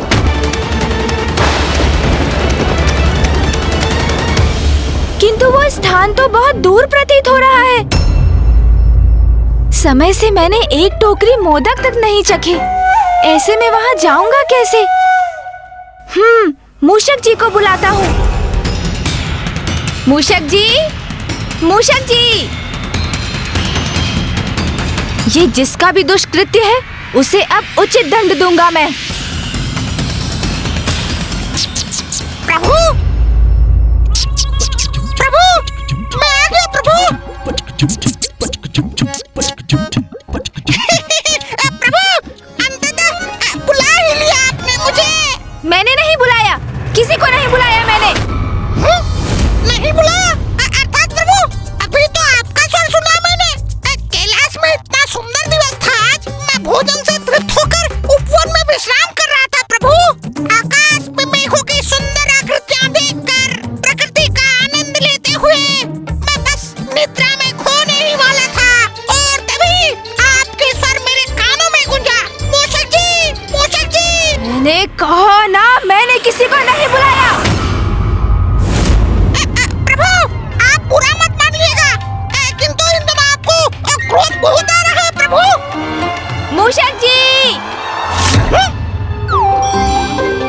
एक और प्रभु। प्रभु।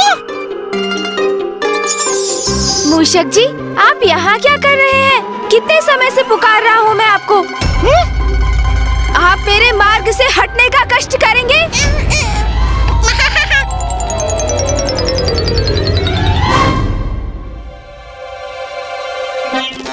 प्रभु, कैसी माया है ये? आप हैं या वो आप हैं? मूषक जी, हम दोनों ही मैं हूँ। अब चलिए, शीघ्र हमें कहीं पहुँचना है। मैं आपको मार्ग में सब कुछ समझा दूंगा। उचित है प्रभु। हाँ मूषक जी, अब शीघ्रता कीजिए। आइए प्रभु, विराजिए।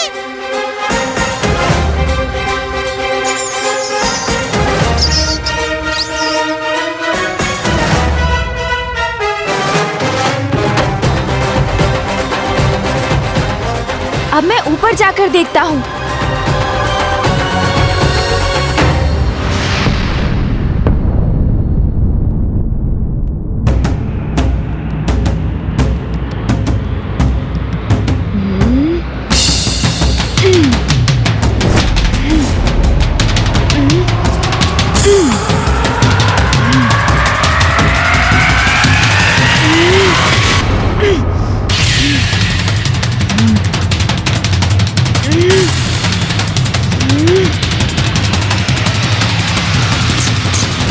मैं भी चढ़ने का प्रयास करता हूँ प्रभु।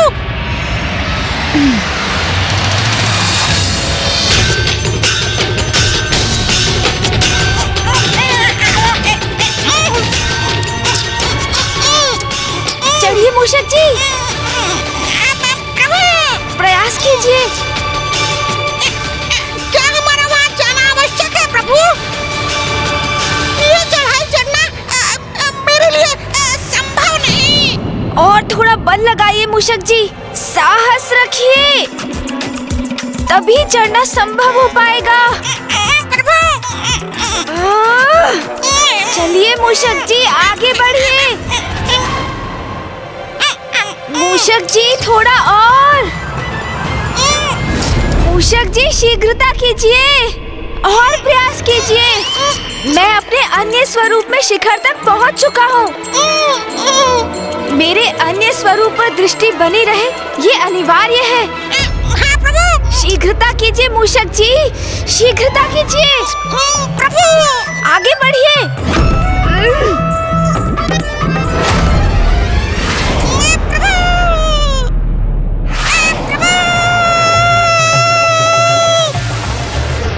अरे अरे मूषक जी, क्षमा कीजिए प्रभु, मैं क्षमा मांगता हूँ। मूषक जी, आप आहत तो नहीं हुए ना?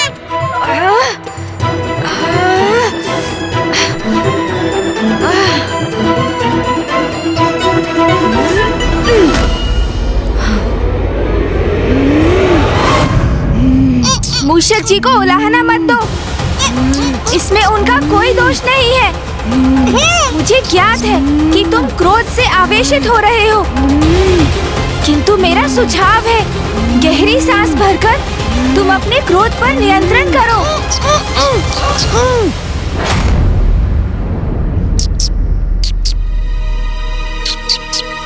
स्मरण रखना, हम तुम्हारे क्रोध से उस स्रोत तक पहुंचना चाहते हैं। इस क्रोध को स्वयं पर हावी मत होने दो, क्योंकि ये क्रोध तुम्हारा मूल स्वभाव नहीं है।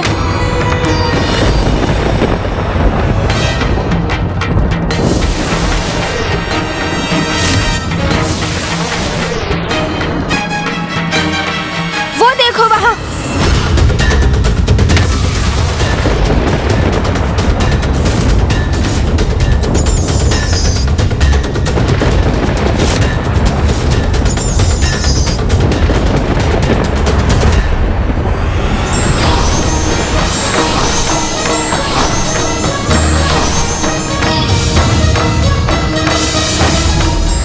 इस मनोहर रूप पर जिसकी भी दृष्टि पड़ेगी चंद्रदेव, वो कलंकित हो जाएगा।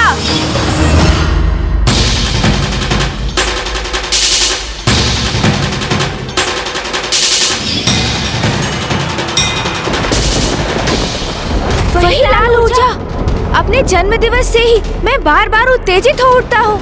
हाँ, मुझे भी बड़ा विचित्र आभास हुआ, जैसे कोई बाहरी ऊर्जा मेरे भीतर प्रवेश कर रही है। प्रतीत होता है कि जो हमारे क्रोध के मूल में ऊर्जा है, हमें उसका स्रोत प्राप्त हो गया है। जो भी हो, मैं तो बस इतना चाहता हूँ कि मुझे एक ही समय पर प्रभु के इन दोनों रूपों का वाहन न बनना पड़े। जब हम इस स्रोत तक पहुँच ही गए हैं, तो आगे बढ़कर इसका निरीक्षण भी कर लेते हैं। उचित कहा तुमने।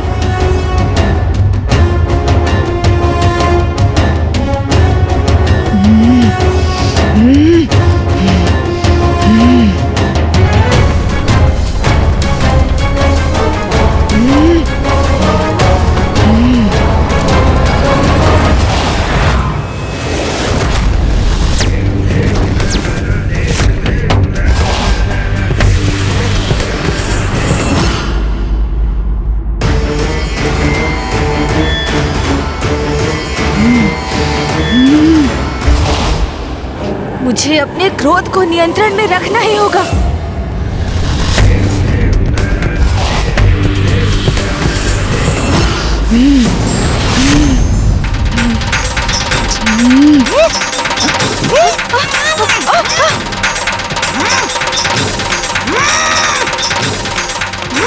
मूषक जी, क्या हुआ? अब मूषक जी कैसे उत्तेजित हो गए? मूषक जी! अरे अरे! मूषक जी, ये क्या कर रहे हैं?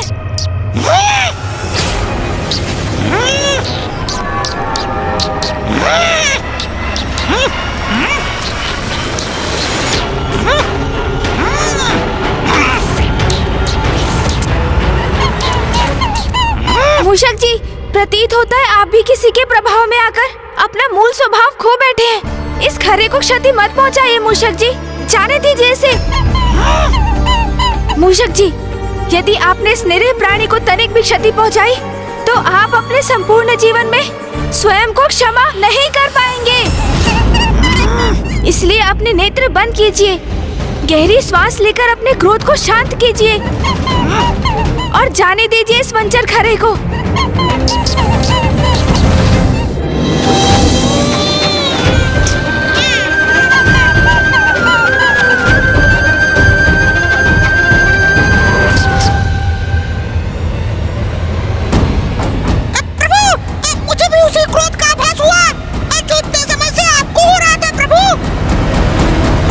मेरे विचार से तुम्हें और मूषक जी को यहीं रुकना चाहिए।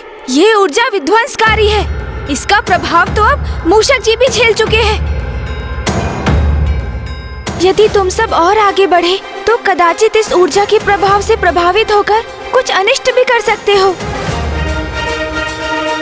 मैं ही आगे बढ़कर देखता हूँ क्या रहस्य है इसके पीछे। तब तक तुम यहीं रुको, उचित है। तब तक मैं और मूषक जी वहाँ से निगरानी रखेंगे।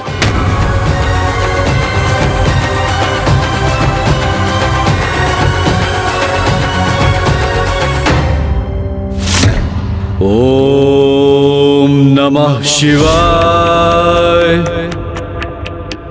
ओम नमः शिवाय।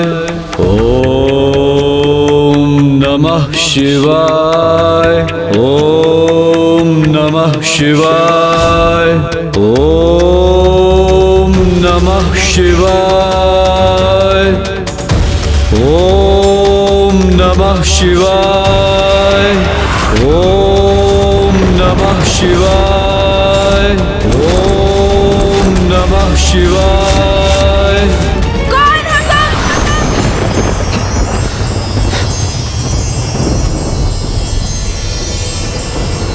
कौन हो तुम जो यहाँ आकर मेरे तप में व्यवधान डालने का दुस्साहस कर रहे हो? मैं गणेश।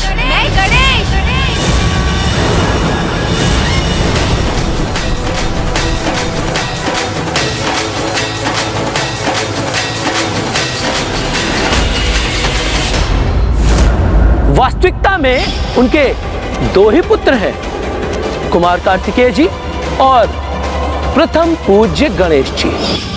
अच्छा, तो तुम हो गणेश? तुमसे पूर्व मैंने प्रश्न किया था, बताओ कौन हो तुम?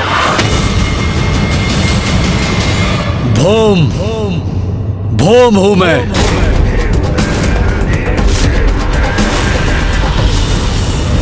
ये कौन है जिनका व्यक्तित्व एक अनोखी दिव्य दीप्ति से प्रकाशित है, जिनका रंग रूप इतना मनोहर और आकर्षक है, जिनके मुख पर क्रोध अवश्य है किंतु दुष्टता नहीं, इनकी लाल ऊर्जा के उत्पात से हम त्रस्त अवश्य हैं, किंतु इनके भीतर छिपी सकारात्मकता का भी आभास हो रहा है मुझे।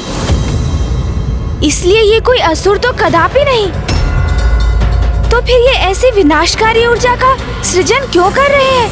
महादेव पुत्र हो तुम, किंतु तुम तो तनिक भी महादेव के समान प्रतीत नहीं होते। महादेव का लंबा कद है, उनका गठीला बलिष्ठ शरीर तो उनके अति बलशाली होने का प्रतीक है। तुमसे कहीं अधिक तो मैं महादेव के समान हूँ गणेश।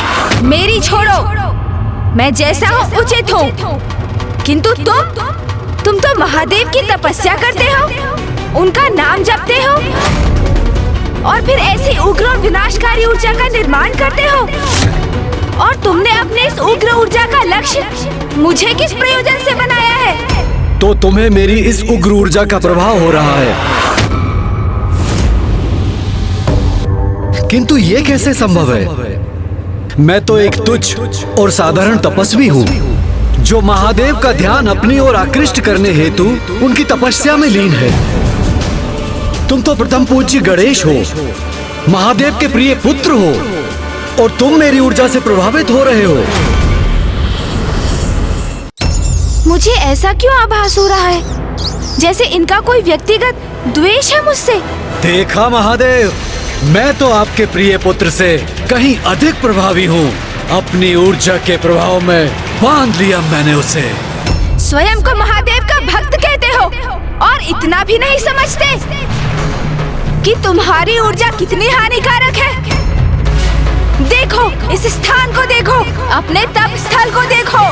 प्रकृति ने जैसे इस स्थान का परित्याग कर दिया है, बंजर बन गया है ये स्थान।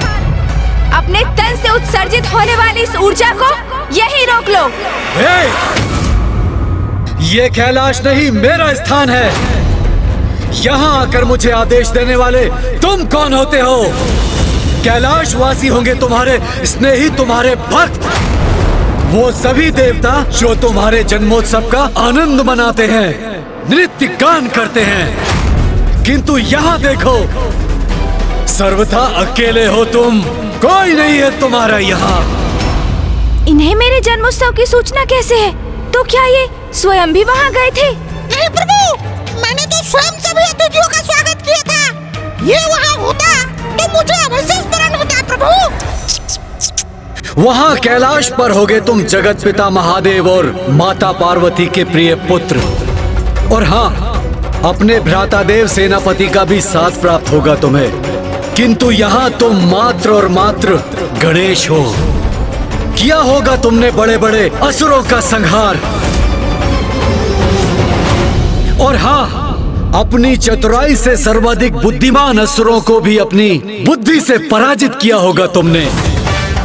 ये भी ज्ञात है मुझे कि सभी देवताओं को, यहाँ तक अपने भ्राता को भी संसार की परिक्रमा करने में अवश्य पराजित किया है तुमने, जिसके कारण तुम्हें प्रथम पूज्य होने का अधिकार प्राप्त हुआ है।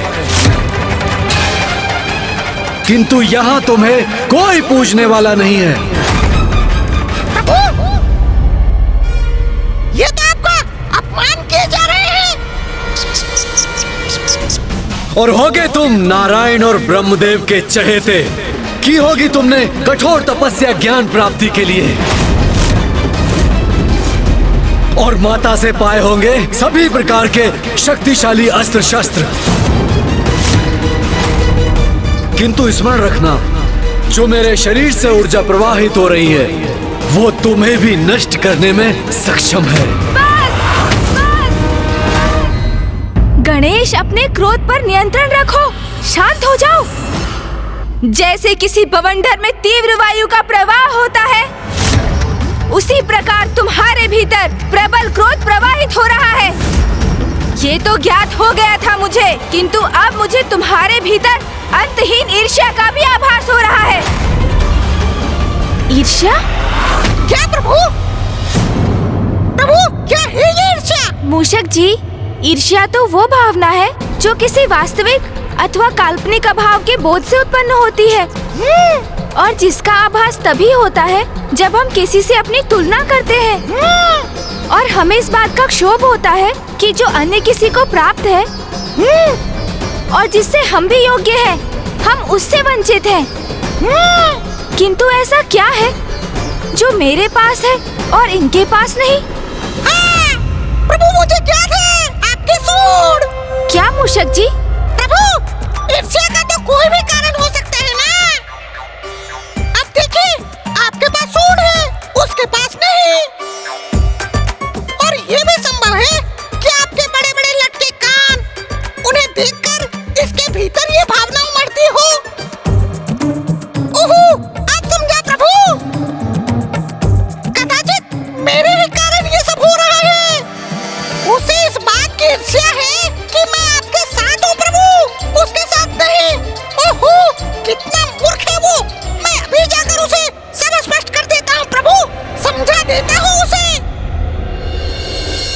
सावधान मूषक जी, उनके पास 4 हाथ हैं और वे एक अत्यंत प्रवीण योद्धा भी प्रतीत होते हैं। किंतु मेरे प्रति इतने ईर्ष्यालु क्यों है ये भौम? कौन है ये और क्या है इनका वास्तविक परिचय? मुझे तो ऐसा प्रतीत हो रहा है कि ये कोई सदात्मा ही है जिसे उनकी ईर्ष्या ने भटका दिया है। कदाचित ये ज्ञात करने के लिए मुझे ही वहाँ जाना होगा और इससे भी अधिक ये ज्ञात करने कि वो मुझसे इतना क्रोधित क्यों है। प्रभु, मैं तुम्हें एक अंतिम चेतावनी दे रहा हूँ, रोक दो इस ऊर्जा को, अन्यथा क्या करोगे तुम? मेरे बारे में इतना सब कुछ ज्ञात होने पर भी ये प्रश्न तो मुझसे पूछ रहे हो। मेरे सभी प्रश्नों के उत्तर इस पुरुष की पहचान से ही उजागर हो सकते हैं कि कौन है ये।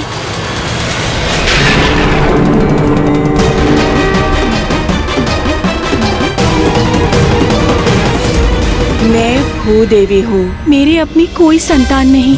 आपके श्वेत की जो बूंद मुझ पर गिरी, उसने इस बालक का रूप ले लिया।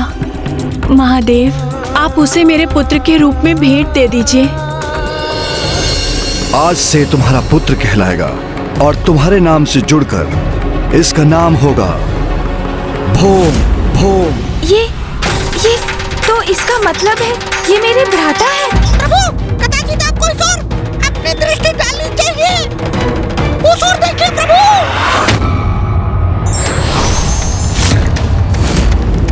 बस इतना ही?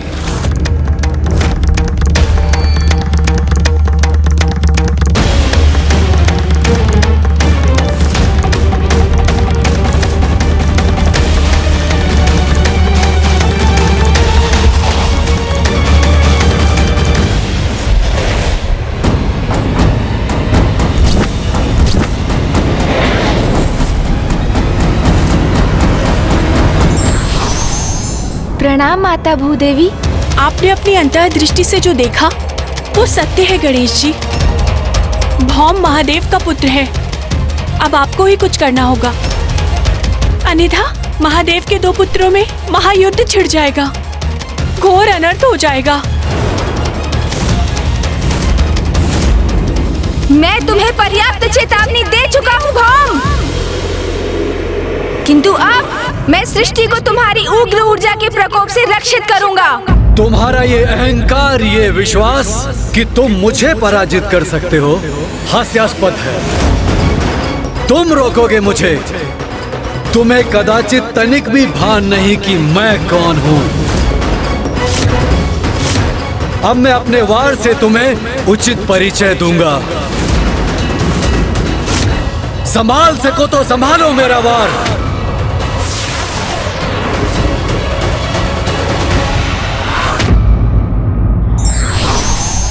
किसी भी अपरिचित परिस्थिति से सामना होने पर हमें सोच विचार कर शांतिपूर्वक प्रतिक्रिया करना चाहिए।